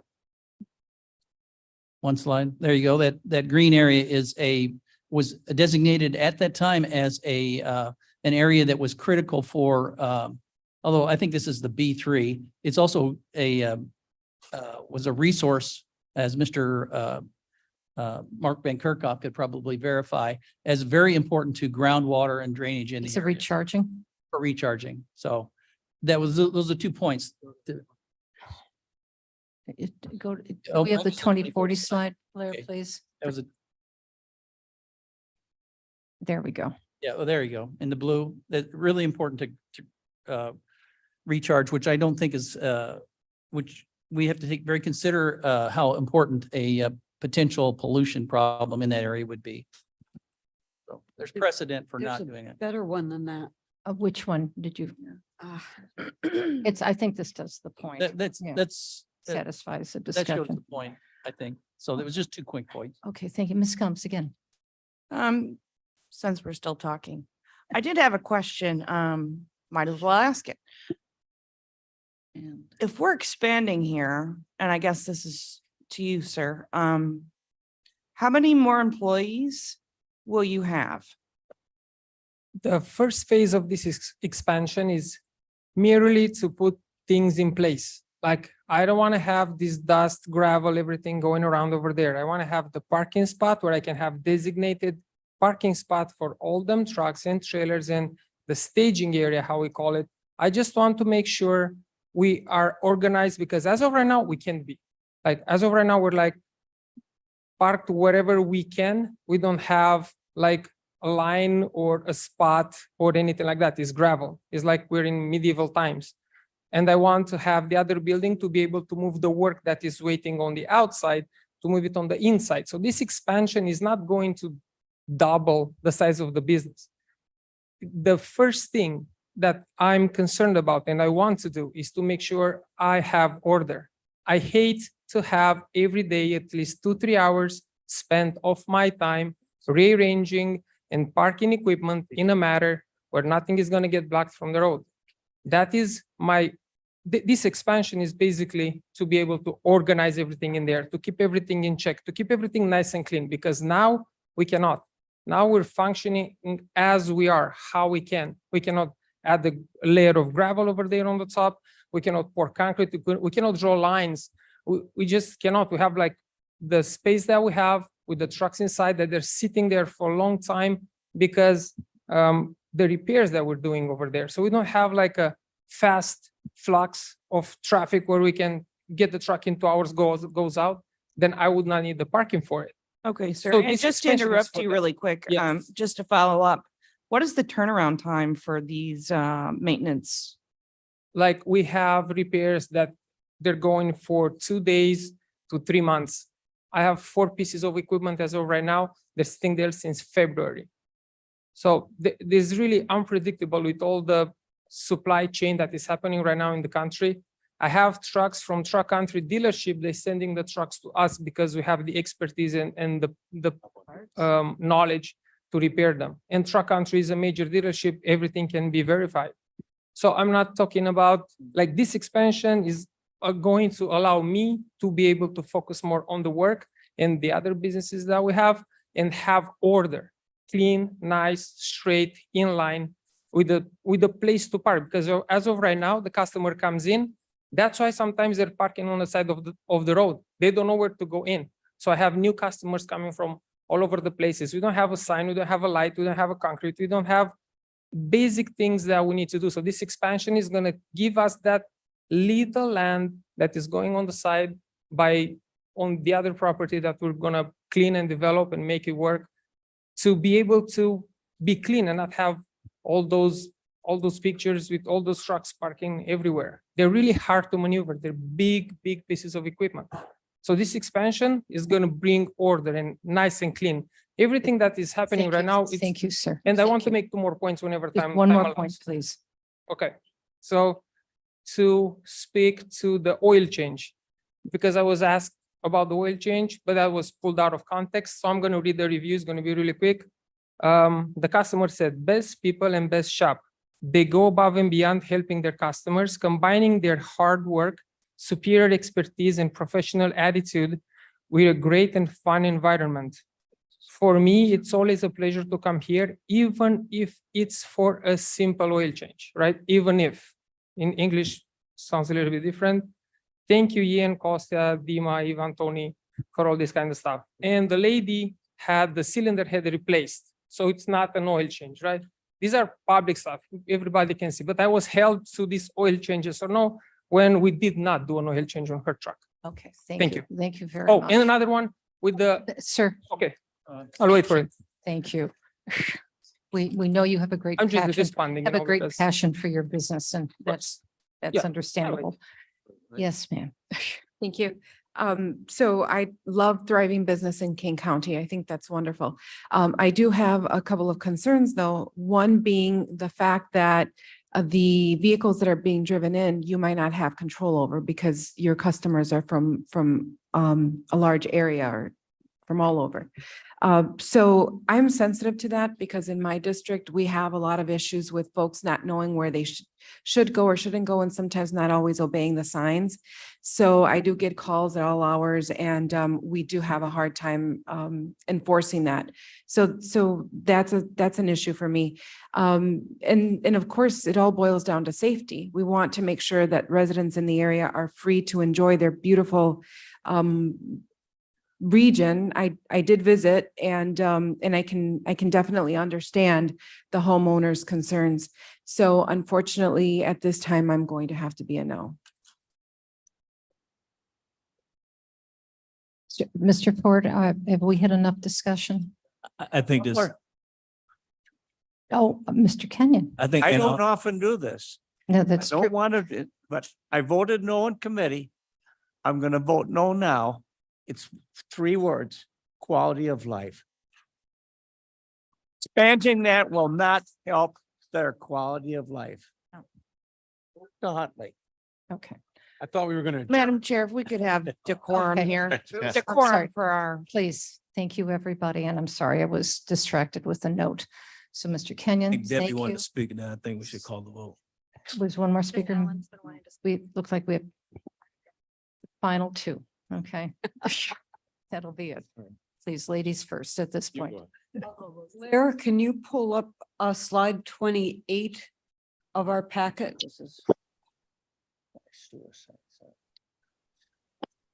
It was page 28 in Mark Van Kerkhoff's package. Yeah, that's it. If you notice on the far right-hand side is Coombs Road, and on the other side of that road was a long time Elgin business called Brady Brick. And they used the property just on the west side of Coombs Road to dump some of their stuff, brick, concrete, and so on. And so that's one of the complaints, is that material is still there, has never been cleaned up. But for what it's worth, it's also not leaking or dripping or anything. Now, between that east side of the property and the west side of the property where the business currently is this huge green area. Wetland, trees. When you look on the proposed map for how to develop the property to expand, all of that property is either wetland number 1 or wetland number 2 with a proposed access road trying to work its way through there some way. So the west side of the property is where the business is. And I think what we're seeing here is a 20-pound business trying to fit into a 5-pound area. And it's just, you've got too much wetland and too much property that can never be developed. So that's why this is why it's skewing the wrong way. I'm done. Mr. Iqbal? Madam Chair, I live in Elgin, and at one time, my district went all the way up to Coombs Road. So I'm familiar with the area, and I visited the site. The first impression when you stand on the site is that this is the proper place for this business. That's the first impression. But I saw when I there, the petitioner is correct that it is a gravel area, and there was dust at that time. So that's not a good thing. The neighbors have, as they said, have written 120 emails, and I got them, and I talked to Margaret a few times over the phone. Some of the concerns are legit and some are not. For them to say the water quality is a concern, I don't think so, because for every well, there's a septic area. And that, according to EPA, is the worst form of water pollution. Okay. And if this neighborhood is allowed to expand, then they will have a triple, what we call triple filter in the industry. It is quite common. The oil should not go through the pond in a raw form, but it has to be filtered quite a few times, and then it goes through the pond. And it shows the pond, and it has a lot of requirements to develop the extra property that they have. And I don't believe it is the cost benefit really favors them. It is their first shot because they are there, they want to expand it, and that's what they proposed. But this land is much more valuable. And it should not be used for simply parking the trucks. It is part of a residential area, that's correct. And it should be used for business that has connected with the residents, like a nursery, a dry cleaning shop, a small mini mart. That's the kind of thing that it should be used for. And therefore, I will be voting no.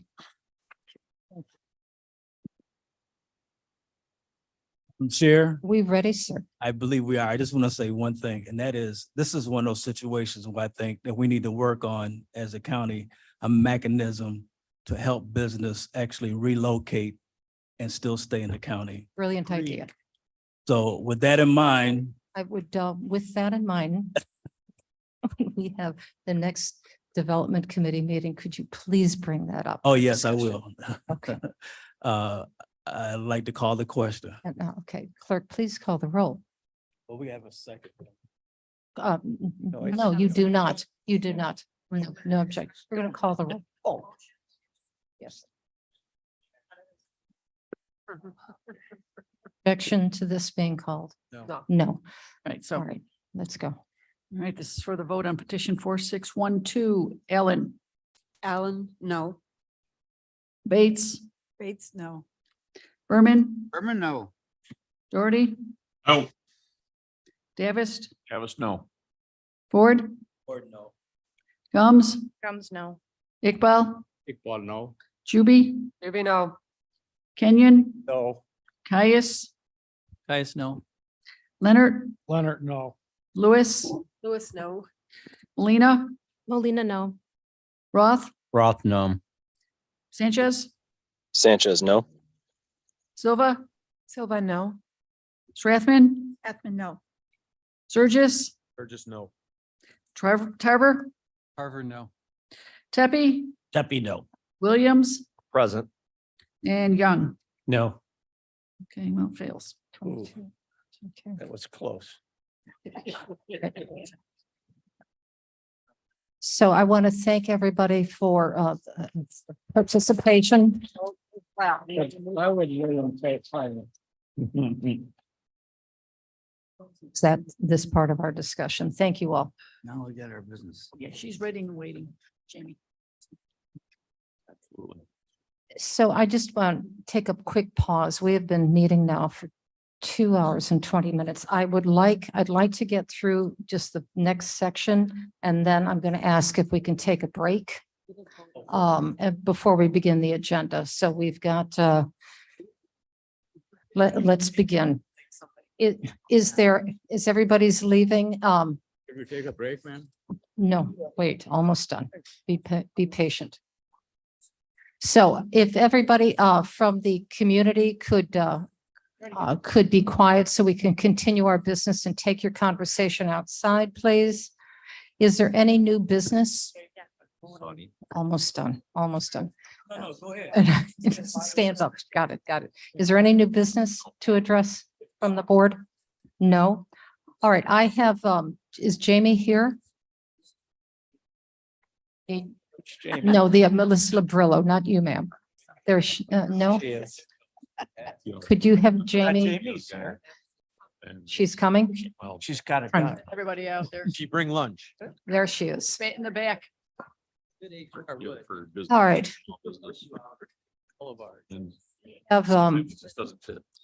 We have a new appointment that I would like to introduce, and Jamie, I'd like to turn this over to Jamie so that she can make the introduction.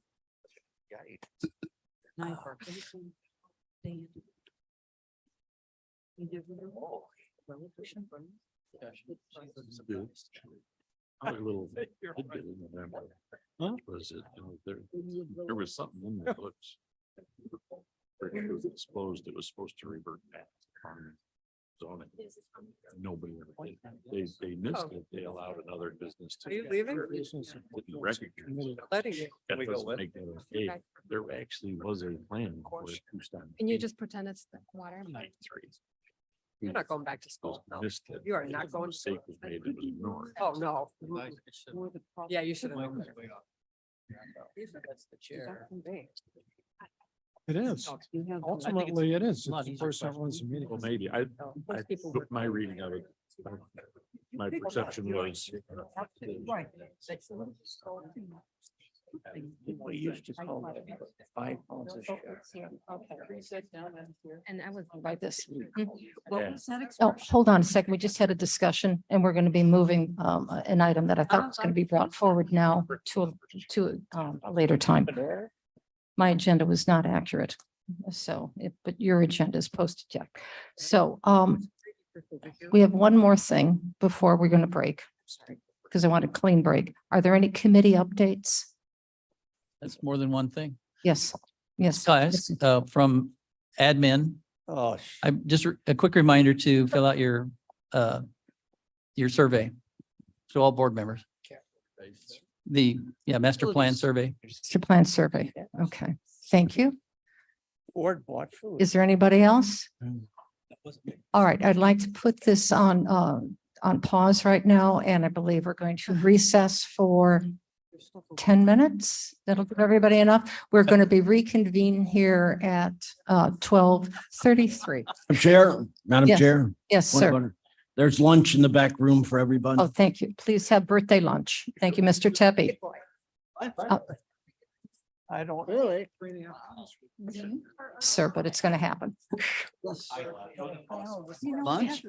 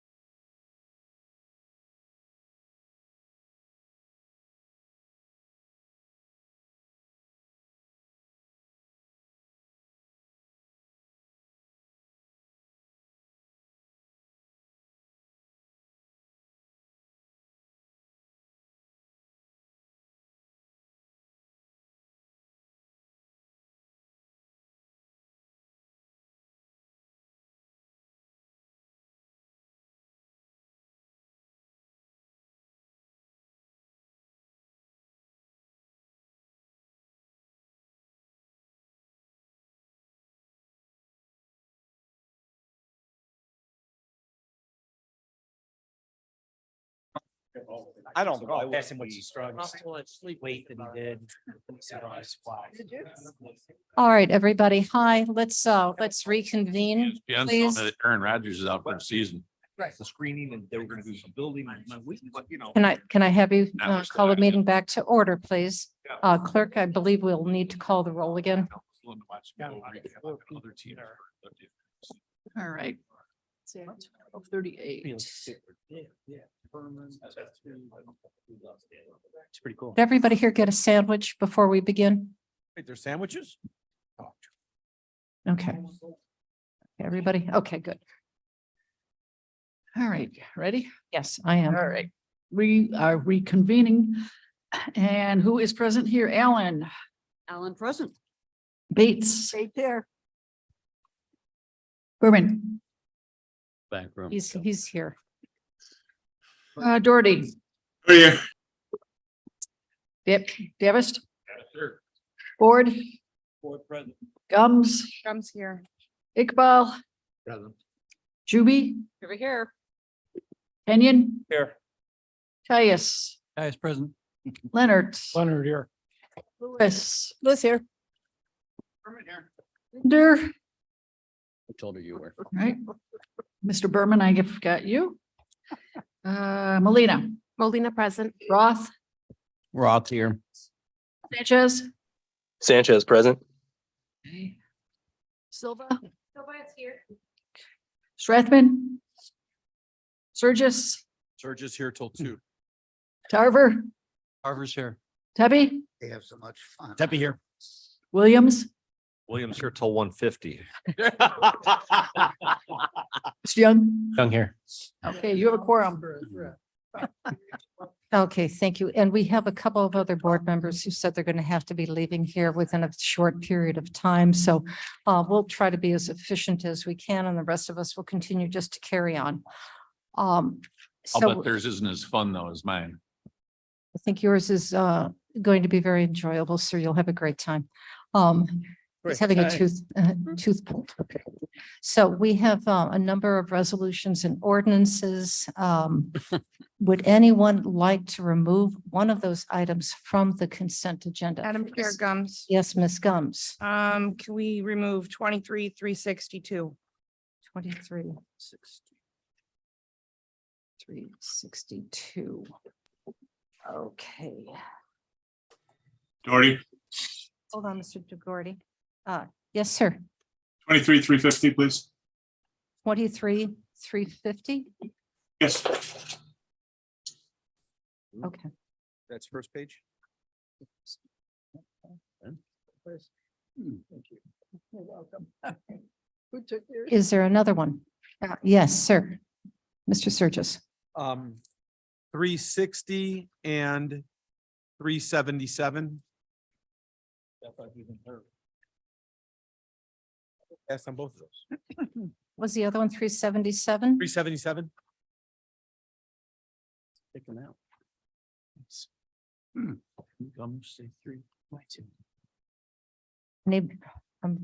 The left side, everybody's done. To the right side?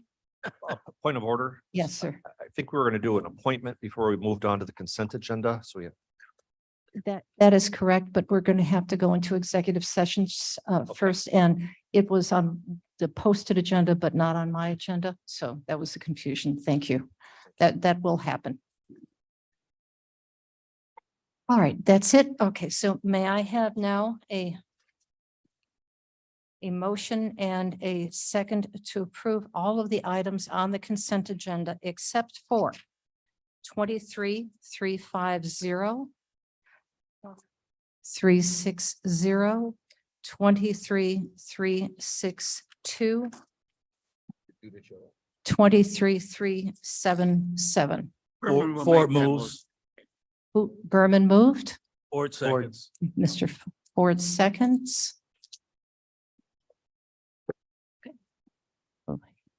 Hearing no discussion on any of these, clerk, please call the roll. Ellen, Alan, I. Bates, Bates, yes. Berman, Burn, yes. Doherty, Yes.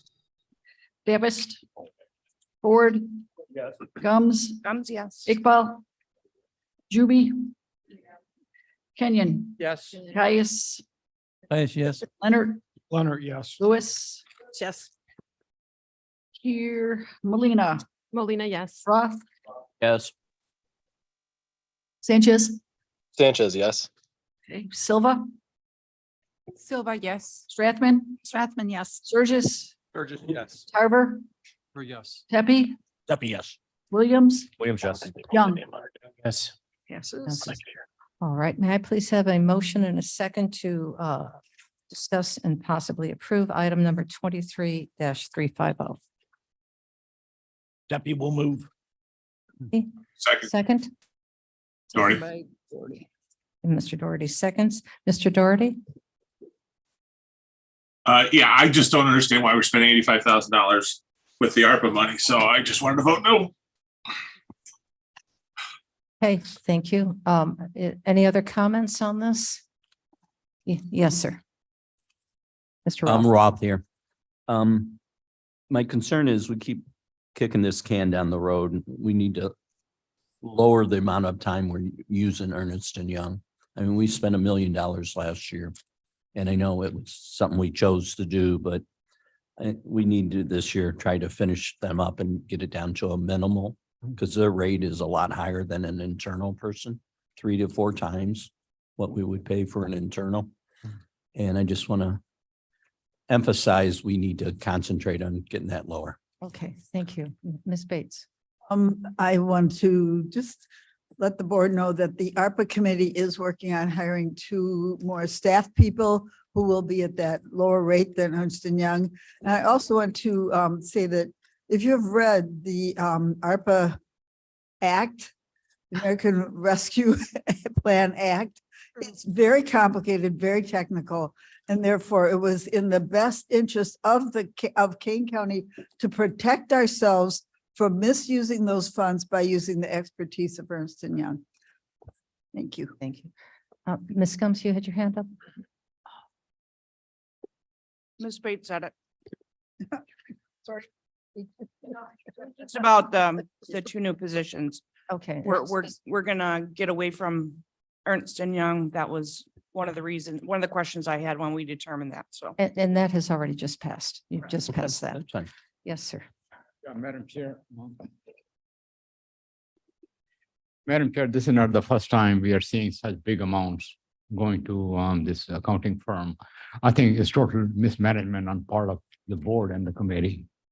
We have spent millions of dollars, which is very high, on very high rate. And I differ with the honorable board member who said the ARPA fund act is complicated. No, it's not complicated. It gives you so much leeway that it leaves very little for the audit. So I take a totally different point of view and I'll vote no. Okay, so Madam Chair, Sanchez here. yes, of course, Mr. Sanchez, it's your committee. Yes, please. Thank you. Yeah, historically, we have utilized Ernst & Young for some of our management and accounting compliance needs for this program. Some board members may recall there was even pushback bringing our then part-time administrative coordinator onto full-time. So, transitioning to more in-house staff away from the third-party consultant has been a long conversation, but as was just stated, we did approve just now 2 positions that are going to bring a lot of these functions that are costing the county with a third-party consultant in-house at a much lower rate. And essentially, the idea that the American Rescue Plan Act is simple is misguided or misinformed, because it is not simple. There are big words used there that we all understand, but when you dig into the definitions, it becomes a little more complex. So the work of Ernst & Young has been extremely beneficial to the county. I think if you were to talk to our assistant state's attorneys who work with us very closely, they would agree. Again, this is at the directive of the board that we've been employing their services. And the reason for the high rate, I believe this was a transition month when our previous program manager was leaving. So Ernst & Young was more involved with us at that time to help with the transition. Madam Chair. Okay. hold on, let me see if anybody else has to speak before we repeat. Anybody else? Yes. Just to add to what Mr. Sanchez said, any funds that we misallocate to some wrong fund, to some wrong misuse, we are liable to have to pay all that money back. After it's been spent, misspent, we will have to pay that back to the US government. So Ernst & Young is part of our insurance policy for spending $103 million correctly. Okay, okay. All right, but prudence, economic prudence is always good. And it's Always always good. good to be an economic watchdog with these things without hesitation. So if there's no other discussion on this item, clerk, please call the roll. Ellen, Aye. Bates, States, yes. Berman, Doherty, No. Davis, Davis, yes. Ford, Yes. Gums, Gums, yes. Iqbal, No. Juby, Aye. Kenyon, Yes. Caius, Yes. Leonard, Leonard, yes. Lewis, Yes. Molina, Molina, yes. Roth, Roth, yes. Sanchez, Sanchez, yes. Silva, Yes. Strathman, Strathman, yes. Surges, Surges, yes. Carver, Carver, yes. Pepe, Pepe, yes. Williams, Williams, yes. Young. Yes. That passes. Good. Okay, thank you. May I please have a motion and a second to discuss and potentially pass item number 23-360? Pepe moves. Second, Young. Young, thank you. Mr. Surges, this was yours. Last week I had, I believe I had brought a series of questions that I am just not. Could you please speak a little bit? I'm closer? so sorry. Last week I had brought a series of questions that stating that I just didn't fully understand this. And had asked to get some clarity on that. I don't have any additional clarity whatsoever. And at this time, I'm not comfortable voting for this. That's just me. If everybody else is good, do what you need to do, but I'm not there yet. Okay, So. okay, very good. Any other thoughts, Mr. Iqbal? Madam Chair, I would oppose this motion on several grounds. Number one, we were told, by two members that this is a very low amount of taxes per household, say $20. So analogy was martinis or tip on their dinner or something like that, which is true, which is that it's only cost $20 per household. But at the same time, if you look at the aggregate is also low. So if you put 1% property tax, it will give us $500,000. If you give full 5%, it is 2.5 million. Or someone said it was 2.8 million. So it's a very meager amount. As compared to what we have. On the other hand, we are getting a lot more revenues on the interest of the holdings that we have. Mr. Lawson had reported that in month of June, it was over 2 million above the projection. And someone said from the audience that it was roughly 10 million so far. That exceeded the expectation or the projection. Mm-hmm. So with that extra amount coming, why do we ask for more taxes? Number one. Number two, COVID had been bad and it has been terrible pandemic for the people and they suffered. But the county, on the other hand, had a windfall. We had $48 million from the CARES Act to help us out. And then the ARPA fund, which we have just discussed, 104 million again. So with that amount of money in the coffer, why do we need 2.8 million? It's not needed. People are suffering. If we are getting more interest, that means somebody is paying more interest. The taxpayers are paying more interest. Their property values are not increasing. Their mortgage rates are high. And I think that the people spoke on this issue, so I won't go any further and I would vote no. Conversation, but I want to make sure that there is clarity to what this number is, please. Just very quickly, this is not a tax levy. What we're doing is using this number as a multiplier. We need to allow our chief financial officer to plug in a number. 0 would mean flat. 1% would mean a 1%. 2% would mean a 2%. She needs a multiplier for the spreadsheet. And this was passed by the board. And this vote is just reaffirming a previous vote that you've all taken, which was passed by the board for a financial policy. So this is not a tax increase at all. It's simply voting the multiplier. And that multiplier can be adjusted to make sure that 1, we don't go beyond the PTEL. 2, if we really need it, it can be lowered. That's what I'm saying. You have to give our chief financial officer a multiplier. And it has to be anywhere from 0 to 5, cannot go beyond 5. So if you don't give her anything, then she'll go back to 0. It'll be a 0, which means any potential increase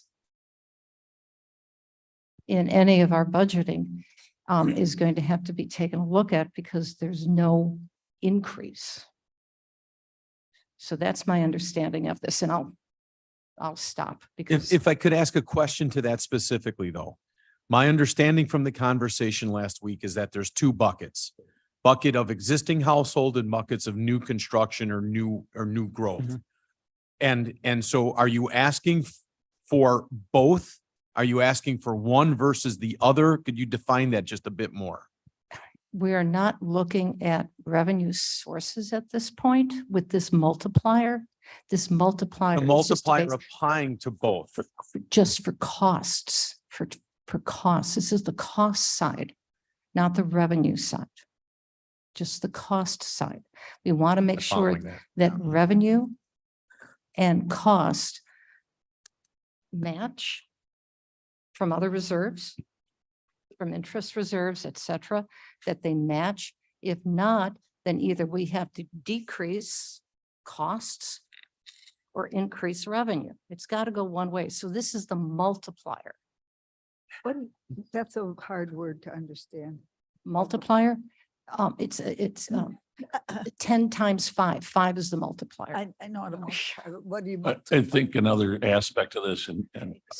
Yeah, I'm sorry. Hold on, sir. Yes, ma'am. Thank you. I think that we are making this much more difficult than what it actually says.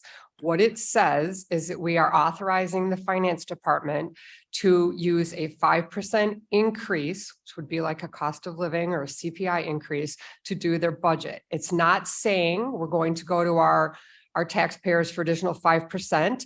It's not saying we're going to ignore the interest income that we've already received. It's not saying any of that. What it's saying is we're giving them the ability to create a budget with a 5% increase to reflect the cost of living, the CPI, and that when they do that budget, we will sit down and have the conversation about where that extra money is going to come from.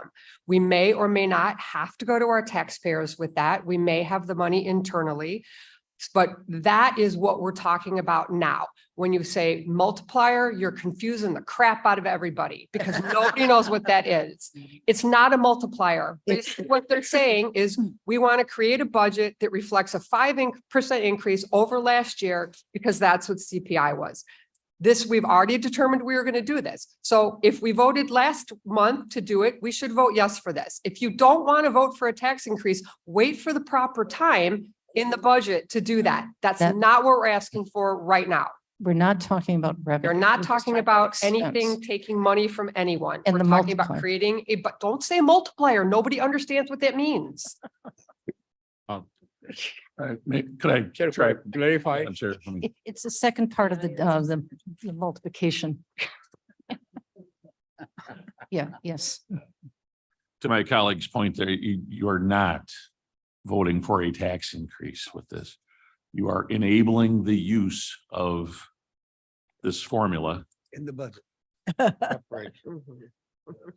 We won't get all the numbers. The finance department won't get all the numbers until later and then have to sort of back into this. You don't even get to determine the rate until later. We levy in dollars. Right, but this recognizes the potential increase, and if you enable them to use it now, you can back away from it later and say, we don't need that much, and you can say no to it. If you do not accept it now, you cannot go back later and go, oh, I screwed up, I needed more than that, because now you've said no to it and you cannot use it later.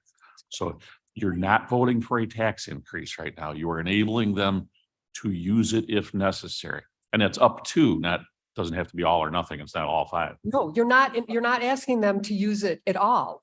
You're enabling them. You're not enabling them to do anything about the tax levy. This has nothing to do with the tax You're levy. enabling them to use that formula later. Letting them use the CPI to determine what the budget is. You're not enabling anything about a levy. Oh, my God. We're talking, I think that's making it more confusing. Max. Order, please, order, please, order, please. Mr. Young, yes, sir. Yeah, I looked at this a little bit differently. Kind of the same as Ms. Juby, but the resolution states it's an extension limitation of 5% or CPI, whichever is less. And they'll look at the CPI from 2022. Well, if you look that up, it's 6.5%. So 5% is less than 6.5%. So what they're going to do is what you're going to vote on is to use 5% increase in the budget so that this is how I'm understanding. So that the 5% increase in the budget. So if it's $100, now your budget is $105. Now, the problem I have with this is that this is the next step after creating a budget of $105 is that where am I going to get that extra $5? Where is that going to come from? Well, that's going to come from possibly taxing the citizens. We don't know. But we don't know that, but that's why I'm totally against it, is that we don't know. And so I'll take the 0. And then if we have $10 million in reserve just from interest that the treasurer has collected, we'll be fine. And so that's why I'm glad it was pulled from the agenda, because I'm going to vote against it, because this is, to my opinion, this is leading, the next step is an increase in tax to the citizens. Potentially. So, and I believe if someone could ask Kathleen Hopkinson to come down, if she's there. I don't think it would be. Oh, quick, and then just stand there for a minute so you can help us through this conversation, please. Yes, sir. Madam Chair, I have a question for Kathy. Maybe she could answer it for me. With respect to this 5% CPI expense allocation, why do we need a resolution for that? Can't you come up with a budget that tells us what we need for next year without getting a resolution to pass it? This was part of our brand new budget policy that this county board passed in the spring. Included in that brand new budget policy was that the board would hold a vote to determine what rate they would use, and that it would be taken to the board via resolution. So this is part of county budget policy now. I get that and I understand that. I guess, my concern or my question is, I understand that this is an allocation you're using for expenses for the 24 budget, a 5% increase. Is that correct? To balance our, primarily our general fund. Our general fund, as part of our new budget policy, another new piece of our new budget policy says that we can no longer use fund balance to balance the budget, meaning that we must have new revenues for expenses. And for the 2023 budget for the fiscal year that we're operating in right now, we use $16.6 million of fund balance to balance the budget. We are basically going to be in a similar situation. Not as much, but a similar situation for 2024. And departments are going to be coming to you over the next 2 weeks to present their individual department budgets. And I'm asking the board to look at the expenses that they're going to be presenting to you. Most of our departments, the bulk of all county employees, are paid out of our general fund. There's a few departments that they're not, like transportation, health, development, but the bulk of all of our salaries are paid out of the general fund. The way it's looking right now, without any cost of living increases, without considering any wage increases for any of the union contracts that are out, without considering the equity adjustment amount that the board had talked about over the last few years. So without even considering any of those amounts, the general fund expenses exceed new revenues by millions. Could she repeat the number? But How many million is she short? excuse me, But the conference, she finish. has the floor right now, sir. you know, Kathy, I understand what you're saying. By how many millions and what percentage? And does the money that we have in reserves that we cannot use, does that also include the interest we've earned this year? So the way that we, in our policies, have pretty much said that reserves should be used for emergencies or for capital, not for routine, daily, essential operations. And what was the second part of your question? The question is, if we can't use any reserves, can we use the interest earned this year by the treasury to balance the budget in 24? We typically, I mean, we can, interest earned is always part of our budget. Yes, it's always part of our budget. It fluctuates from year to year, of course.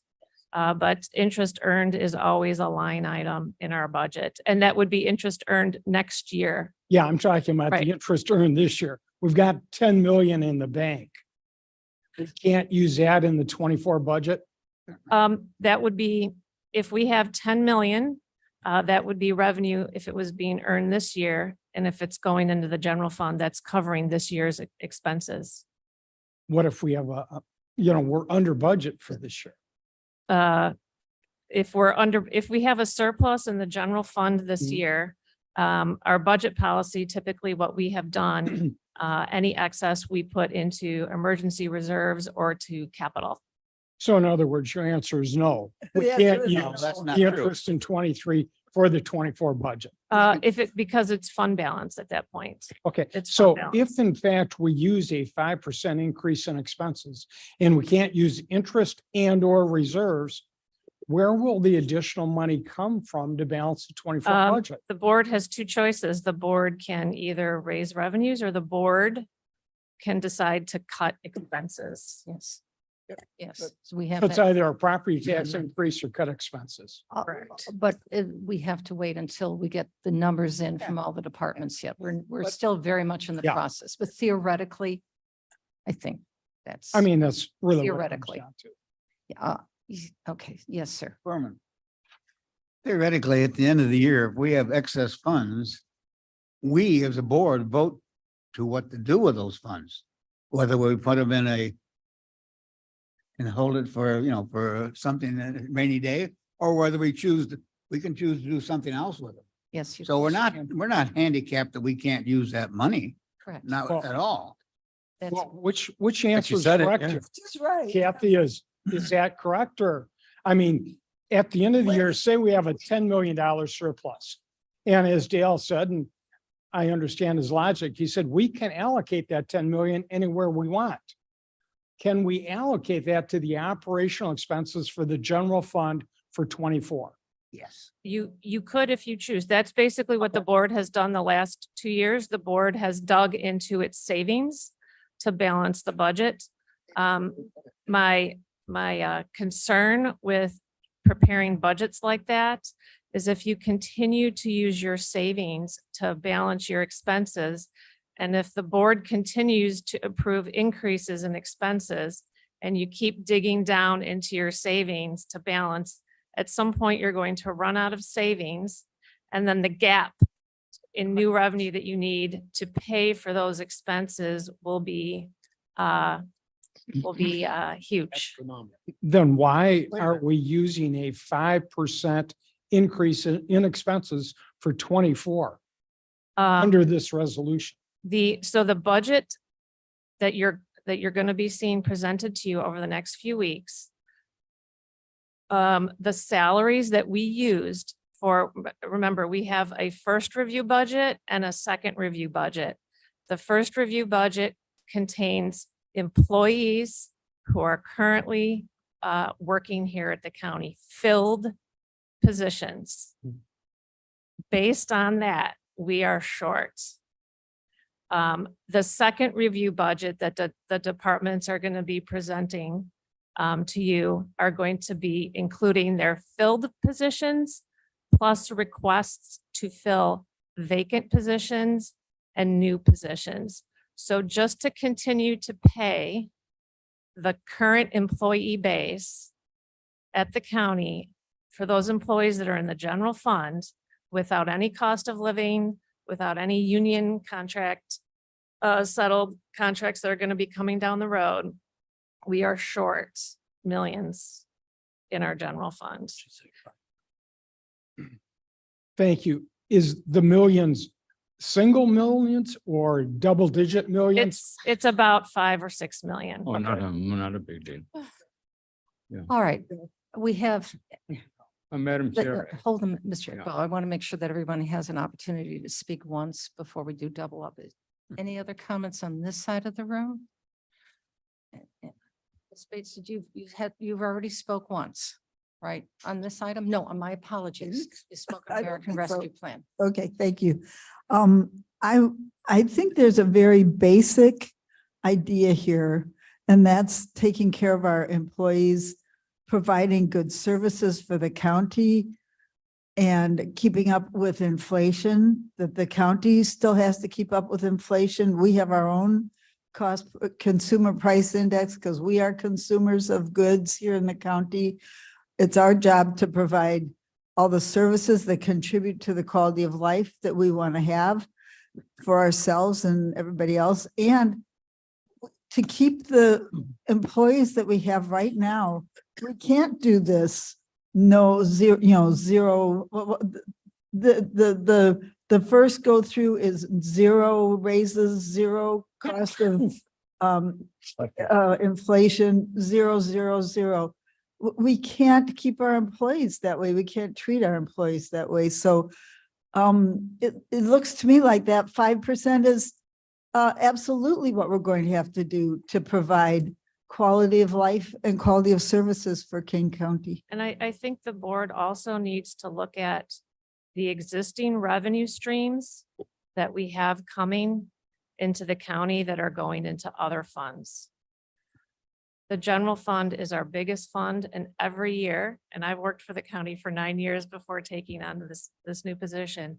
Every year, the general fund is in the same agonizing place. And there are other funds with revenue streams and other funds with very large fund balances. And I think the county board needs to look closely at that. And I have to say that Kathleen is doing a yeoman's job of making sure that is being investigated and one that I encourage, and I applaud her for doing so. And all of that will be brought forward to you. Madam Chair, Yes, ma'am. just point of information here. I would like to reiterate what it is that we're voting on right now. Yes, we And got that into a is, lengthy discussion. we are giving you the paint and the brushes to paint the picture for the future. That's what we're voting on. We're not voting on the end picture, we're voting on giving you the paint to paint it.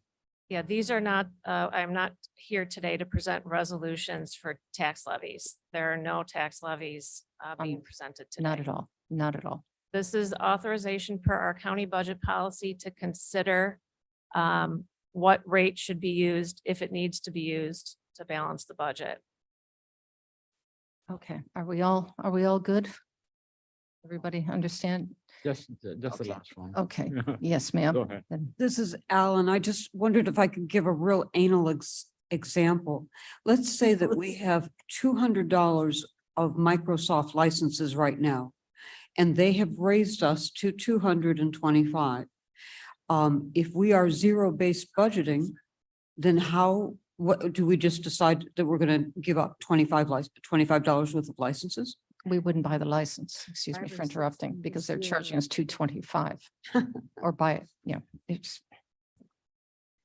Yeah. Yes, Mr. Iqbal. Yeah, Madam Chair, thank you. As a follow-up, I understand that this resolution is about giving our finance director Could we have attention to our speakers, please? Thank you. two options, either to use zero, if we say no, or to use something higher than zero, but less or equal to 5. So she can figure out that figure.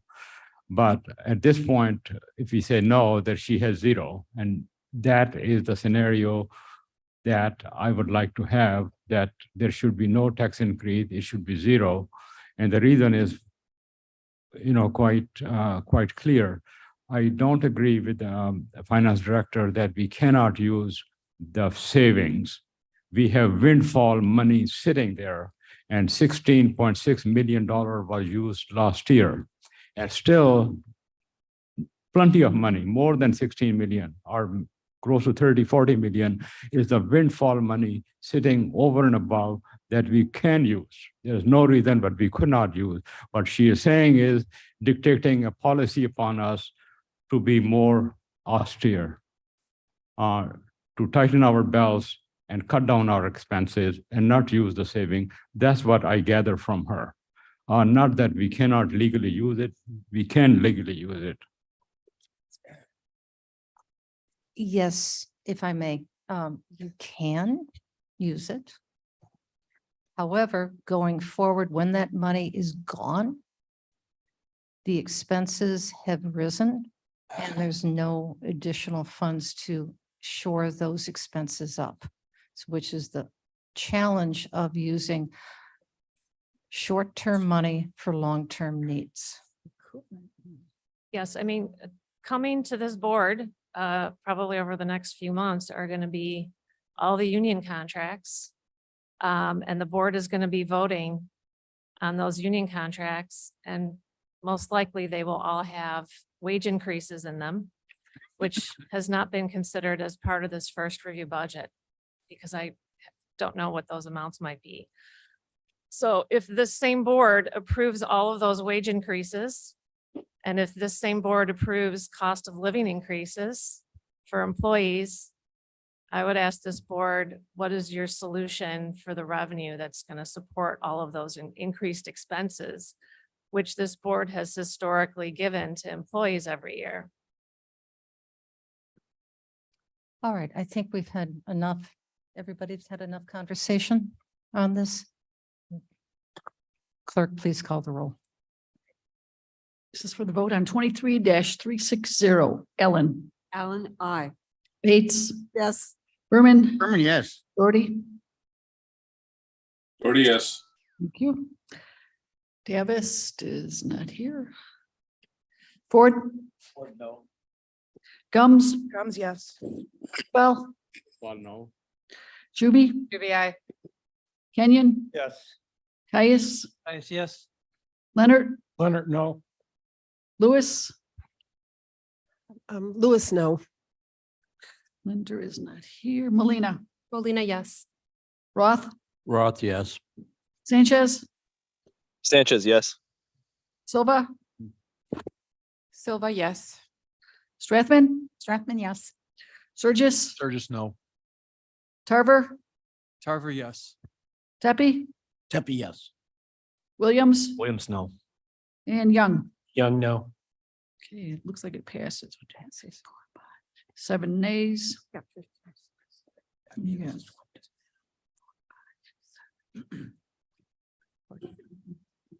15, yes, so it passes.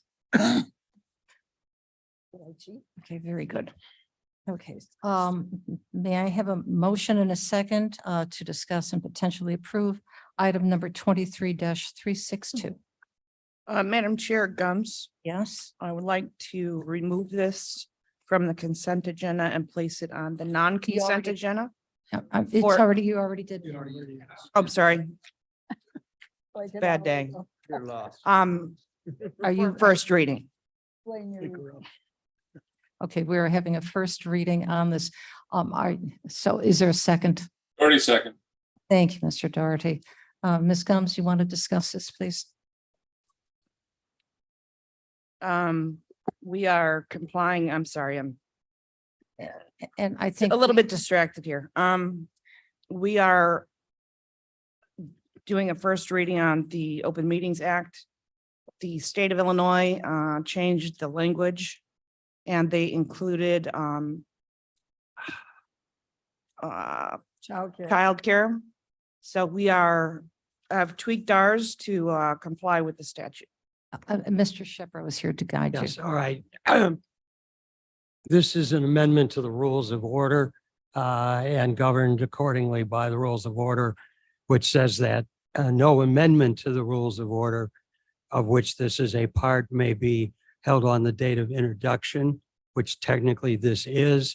And so then so we're removing it from the consent agenda because all the action that can be taken today is to give its first reading, which it has received.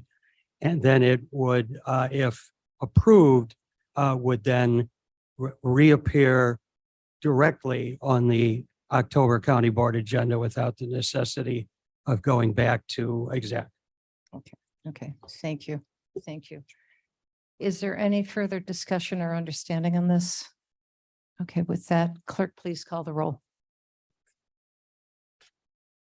Do we, is it just a reading? And Technically, it's read, but then it's like in the Illinois House when it has a first or second reading, there's a vote to advance it to the next second step. reading. This is the next step for us. Okay, so we do have to take a vote. Wait, Mr. Iqbal, yes. Yeah, Madam Chair, just I think if Ms. Gum could explain it to us what the change is, as I understand, it's the same remote attendance policy except for one more exception, which is for the babysitting exception. That's all it does, that if you cannot find a babysitter at the last moment, then you would excuse. It goes beyond, if I may, if you take a look at items number, a family or other emergency and unexpected childcare obligation, it's not necessarily babysitting. It could be your child is ill. The child may have to, you may have to pick up your child at the school because of an emergency. It's a family emergency situation. So we can't just be in light that it's just babysitting. But I believe it Madam Chair, also. If I may, this is something that the state decided. Yeah, that's. So, their ruling and their legislation is really not relevant to our opinion. We have to comply with it. So we're just Going through trying the to comply. process. Yes, ma'am. Thank you. I would just like to say that since, for the most part, I feel, and I think there's statistics out there that women are really bearing the brunt of the childcare and that. And I think this is a real vote for womanhood and for families. So I'm very, very happy. I wish this would have been around when when my kids were younger and I was on the board, but it opened so many doors to families and it opened so many doors for women to run for these positions. So I am wholeheartedly and regretfully that this wasn't passed sooner and that we didn't have the technology, but wholeheartedly voting yes. Thank you. Okay, thank you. All right. Are we ready? Set, go.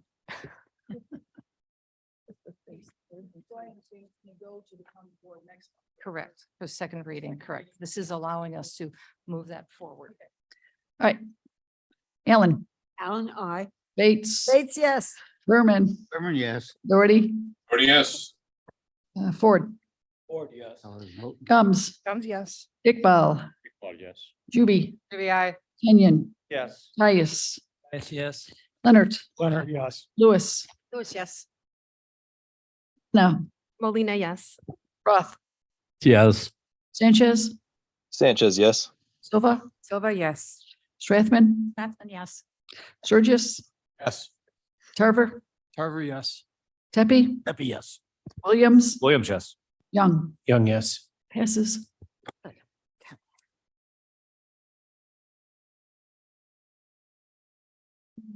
The next item, may I have a motion to discuss and possibly pass item number 23-377. Gums will move. Surges seconds. And Mr. Surges, you brought this up. You know what? I just wanted to make a statement that, yeah, you know, it's funny how our perspectives change over time.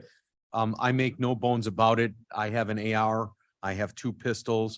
I keep them in safes. I am a huge proponent of the Second Amendment. And I think I'm just the safest guy in the world with it, right up until the point where my children said I'm going to be a grandpa. And now I reevaluate everything. And I say, really, is the safe high enough in the air? Is it, you know, and so whoever brought this legislation forward, which I believe was Michelle, I am wholeheartedly in support of it. My only question is, after listening to the gentleman earlier today, Mr. Miller. Mr. Miller, yeah, boy, if there's an 800 number that's a national suicide prevention number, I would just love that when I put my thumb on my safe and that lid bounces open, that phone number would be right there.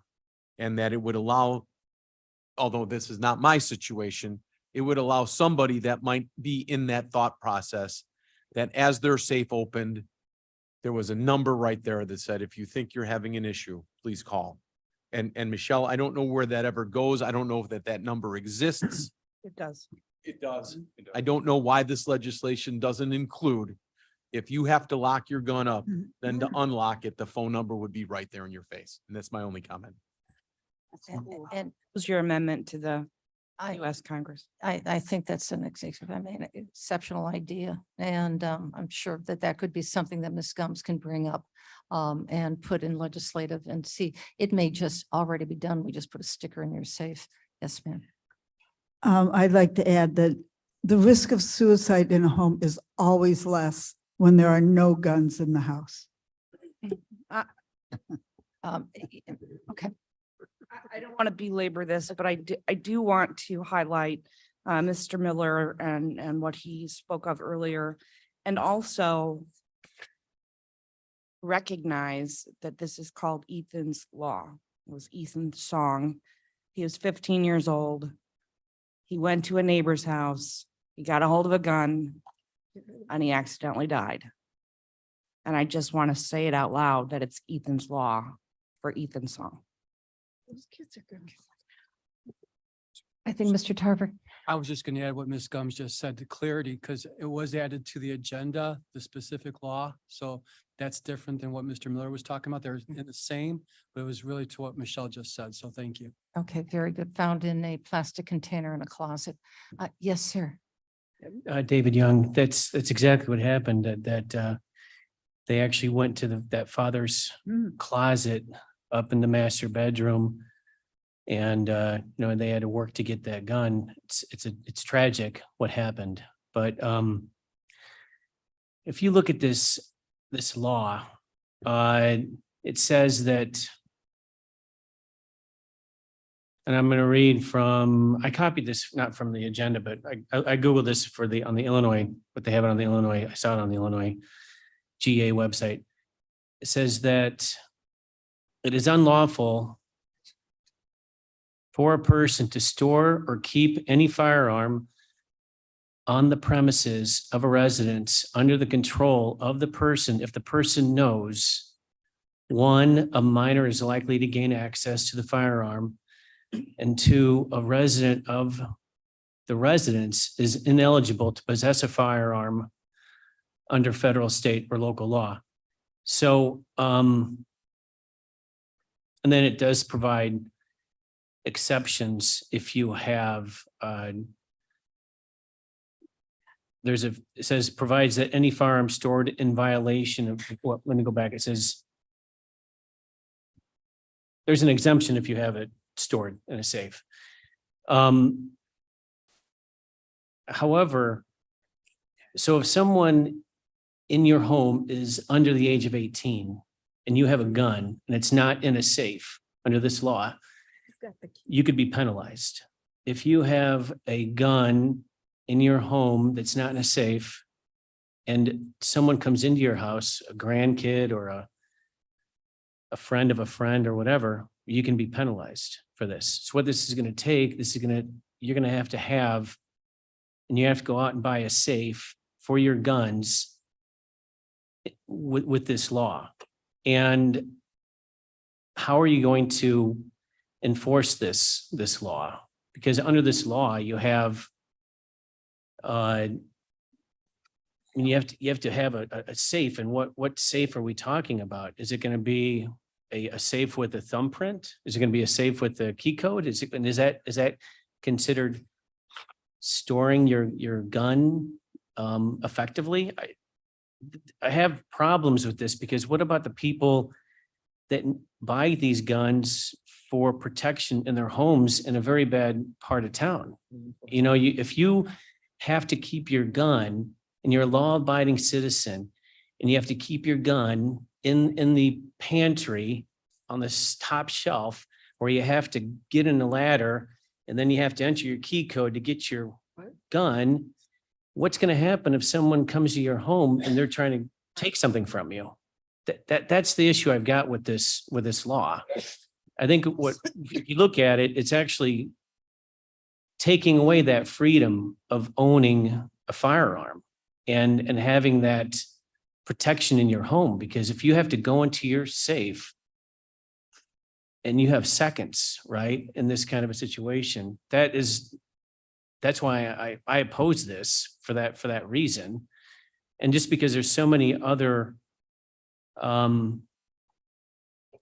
do you enforce these laws? I mean, and I know that we all have FOID cards. You know, I have a firearm. It's in a safe, but well, I guess you're right. But the people that do have, I'm sorry, you probably don't. Davis But has two. the people that do have, well, Cliff, the people that do have firearms, you know, you have a FOID card, right? So they're going to know that you have a firearm. And so are they going to come to your house and inspect it, make sure that you're properly secure? No. And what does that mean? Obviously not. I don't, I'm here. there's like a lot of holes in this to me. And I just maybe like more explanation. And I don't even know if an explanation would do it, but To the guy downstairs. if you look at the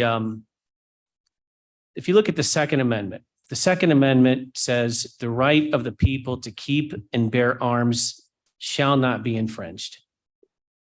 And if you have to take and put your firearm into a box that's secure by some standard and not have access to it when you want it or need it, that in my case, in my opinion, your law is being infringed. I think what could happen, what we should be doing, especially here in Kane County, since it's a rural area, why don't we have gun safety taught at our schools? You go to a school, you say, here is a gun. It is dangerous. Here is how it is used. Here is how you clean it. Here's how you load it, everything. I mean, why not have something like that where people are not afraid of this big bad gun?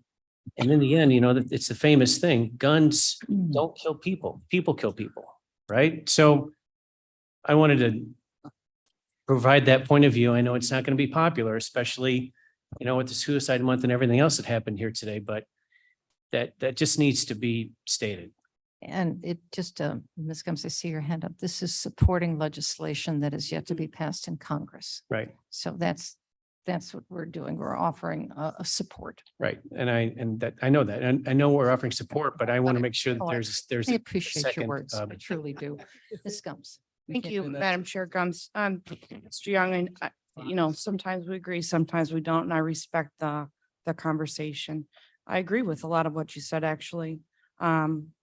As a gun owner, what I can tell you is I don't lock my gun up.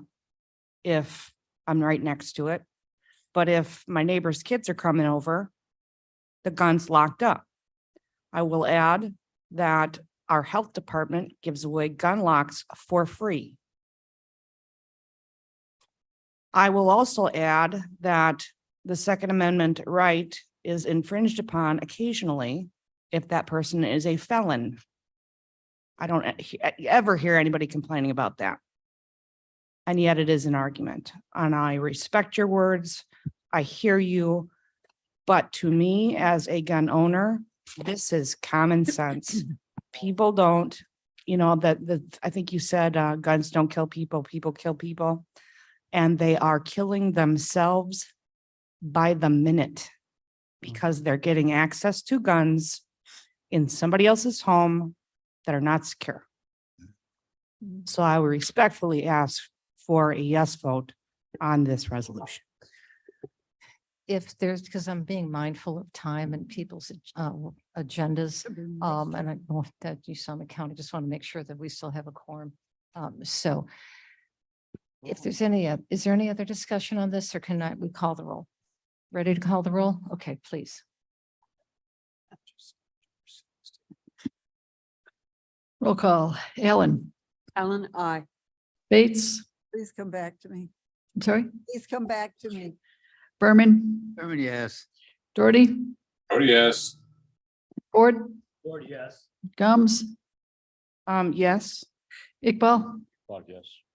Juby, Should be I. Kenyon, Yes. Caius, Yes. Leonard, Leonard, yes. Lewis, Lewis, yes. Molina, Molina, yes. Roth, Roth, yes. Sanchez, Sanchez, yes. Silva, Silva, yes. Strathman, Yes. Surges, Burgess, yes. Tarver, Carver, yes. Tepe, Tempe, yes. Williams, Abstain. Young, Young, no. and Bates. Yes. Passes. Okay. All right, end of the consent agenda and end of the items that are off. We are now ready, to move to executive session. Is everybody leaving? Madam Chair, Yes. I move that we go into executive session to discuss settlement of claims, pending imminent and or probable litigation and personnel issues. Thank you, sir. Is 2 seconds? Look at this. On this, Kaya seconds. Second. Kaya Caius, seconds. okay. I'll remember this. All right. Okay, Call the roll. Okay, for closed session, going into it, Allen, You can have. Alan's walking out the door. Bates. Oh, Oh, thank you. Yes, whichever one you want me. to- Berman, Doherty, Yes. Ford, Gums, Ron's here. Yes. Yes. Juby, Pardon me? Juby, Should be yes. Mike, Caius, Yes. Leonard, Leonard, yes. Lewis, Lewis, yes. Molina, Molina, yes. Roth, Roth, yes. Sanchez, You can't find it. Silva, Oh, yes. Strathman, Strathman, yes. Surges, Tarver, Carver, yes. Tepe, Yes. Williams, William, yes. and Young. okay. All right, everybody online that will be joining us Oh, in the yes. closed session, please accept the invites to come up on your screen. Keep in mind, we are live streaming, so until I tell you we're all together again, anything you say will be going out live to the public. I'll let you know when we're ready to go again. I think Mr. Ford is still here. Mr. Ford, are you still here? He's out in the. But that's exactly. It'll be there when you need And so decide what to do. And a reminder to those in the room, you also must accept those invites before we can get going. Always right now. I'm not. Of course. What is it? I'm waiting for 2 people that are sitting in this room to accept their invites to go into closed session. Or everything like that. It's. It's no different. I'm still waiting for 1 person in the room to accept their invite. Mr. Ford, I see you're actually. I'm just a not. giant. Anybody hearing my voice that feels they should be in the closed session? That's a good thing. Somehow.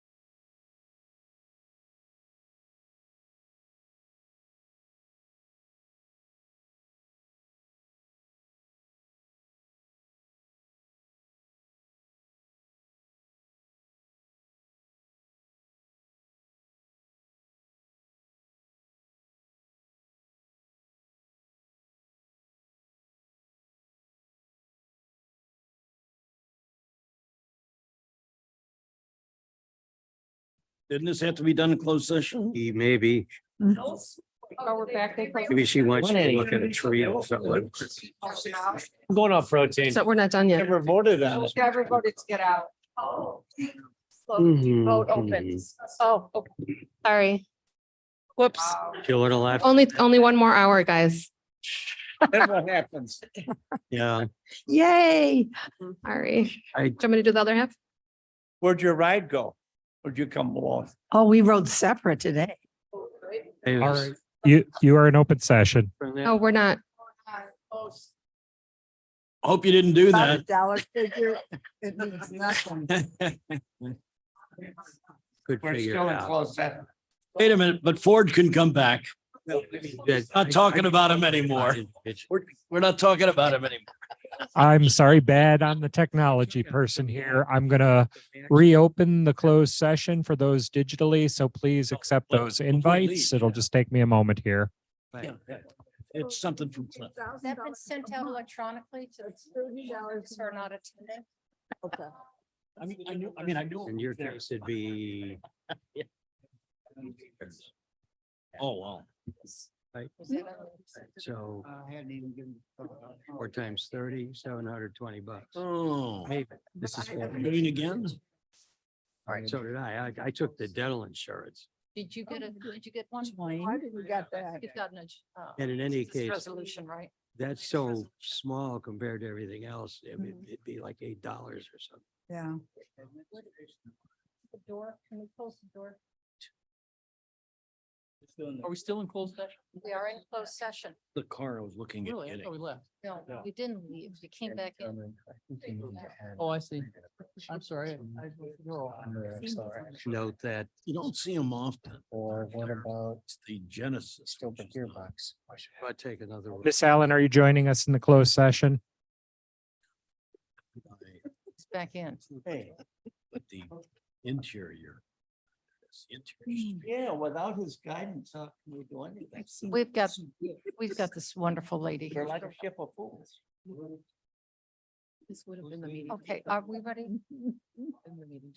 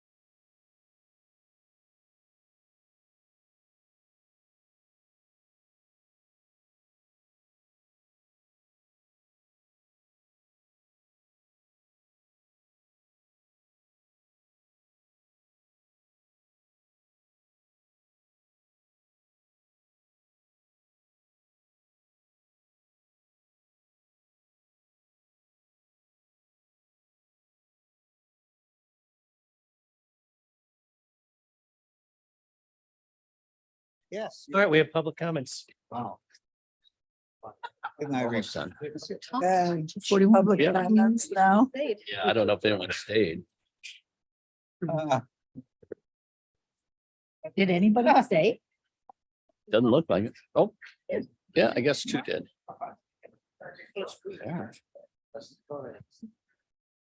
All right, you are in open session. Right. Ladies, gentlemen, welcome. We are back into open session. Clerk, could you please call the roll? Okay, Allen, Bates, Berman, Doherty, Right here.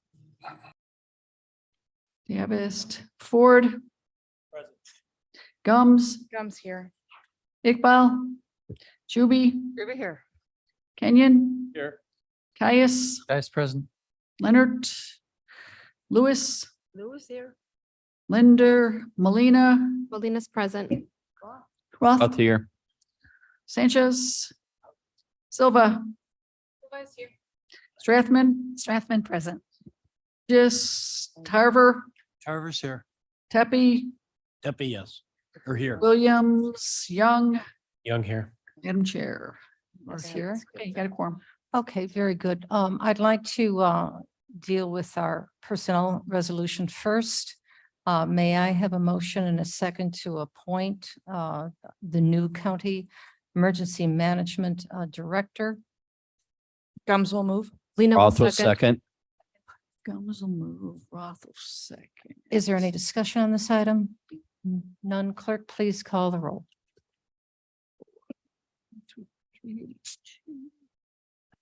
Okay. Bates, Yes. Berman, Yes. Doherty, Yes. Ford, yes. Gums, Affirmative. Juby, VI. Kenyon, Yes. Caius, Yes. Lewis, Lewis, yes. Molina, Molina, yes. Roth, Roth, yes. Sanchez is gone. Silva. Silva's here. Oh, no. Vote. Yes, a vote. No. Not. Been a long time. Is your vote yes or no, ma'am? Vote is yes.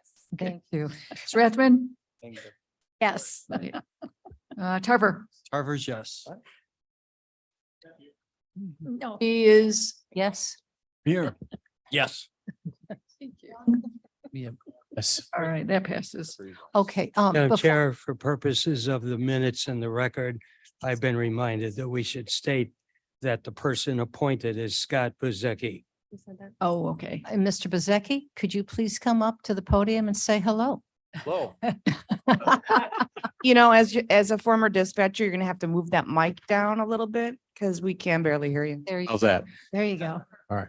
Just, Well, you've I been just wanna waiting a say- long time. I just want to say thank you. And I look forward to joining the team and working with all of you. Oh, we welcome you. On a plus note, I think I've survived one of the longest meetings, and any future meetings that I may have to attend probably be much shorter. So it's all uphill from here. Exactly. Oh, boy. This is the third longest meeting for this year. Well, we welcome you. Thank you. And I'm sure that everyone will be anxiously volunteer for any kind of training program you might have for us. I'll keep that in mind. Very good. All right. Thank you very much. Brown, really quick, because I have to. Oh, yes. Did anybody have another comment? We're all good. All right, let's go on to our other 4 items so we can let you go home.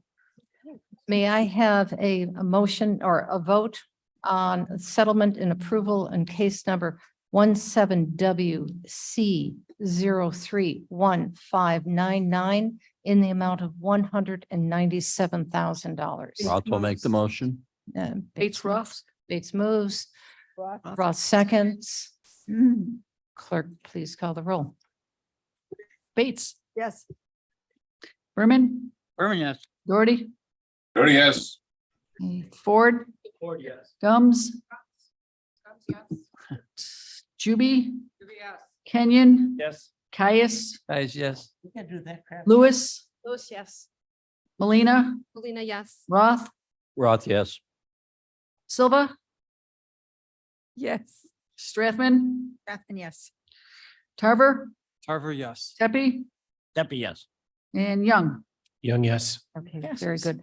May I have a motion and a second to approve the settlement in case number 22 WC 011-885 in the amount of $49,184.38. Caius move. Thank you, Mr. Caius. Tarver seconds. Thank you, Mr. Tarver. Ready? Okay. Clerk, please call the roll. Bates, Yes. Berman, Berman, yes. Doherty, yes. Ford, Ford, yes. Gums, Gums, yes. Juby, Juby, I. Kenyon, Yes. Caius, Caius, yes. Lewis, Lewis, yes. Melina, Melina, yes. Roth, Roth, yes. Silva, Silva, yes. Strathman, Strathman, yes. Tarver, Tarver, yes. Tepe, Deputy, yes. Young. Young, yes. Did I miss anybody? Okay. Allen, I. Oh, thank you. Welcome back, Miss Allen. Wonderful. Thank you. May I please have a motion and a second to approve the settlement in case number 23 WC 001175 in the amount of $47,535.69. Caius move. Thank you, Mr. Strathman, Caius. seconds. Who seconded? Strathman. Ms. Strathman, thank you. Okay. Ready? Clerk, please call the roll. Ellen, Allen, I. Bates, Bates, yes. Berman, Yes. Doherty, Aye. Ford, Ford, yes. Gums, Yes. Iqbal, I'm sorry, Juby, Juby, I. Kenyon, Yes. Caius, Caius, yes. Lewis, Yes. Melina, Melina, yes. Roth, Roth, yes.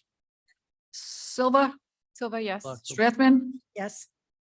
Tarver, Tarver, yes. Tepe, Deputy, yes. Young. Young, yes. Okay, that passes. May I please have a motion and a second to approve the settlement in case number 21L 387 in the amount of $350,000.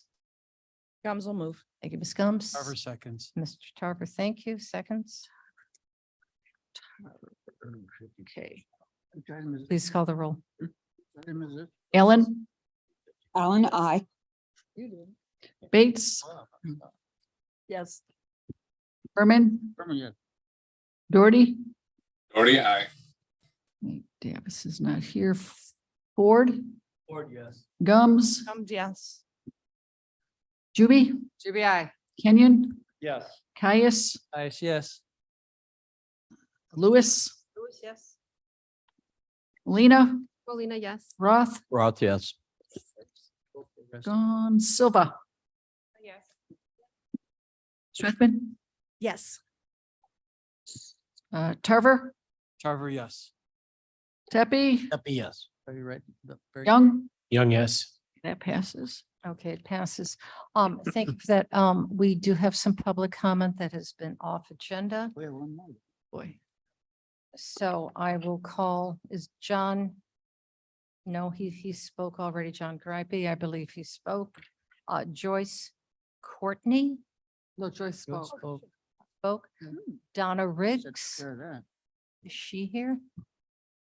Jean Meyer, Mayor spoke. Yep, she left.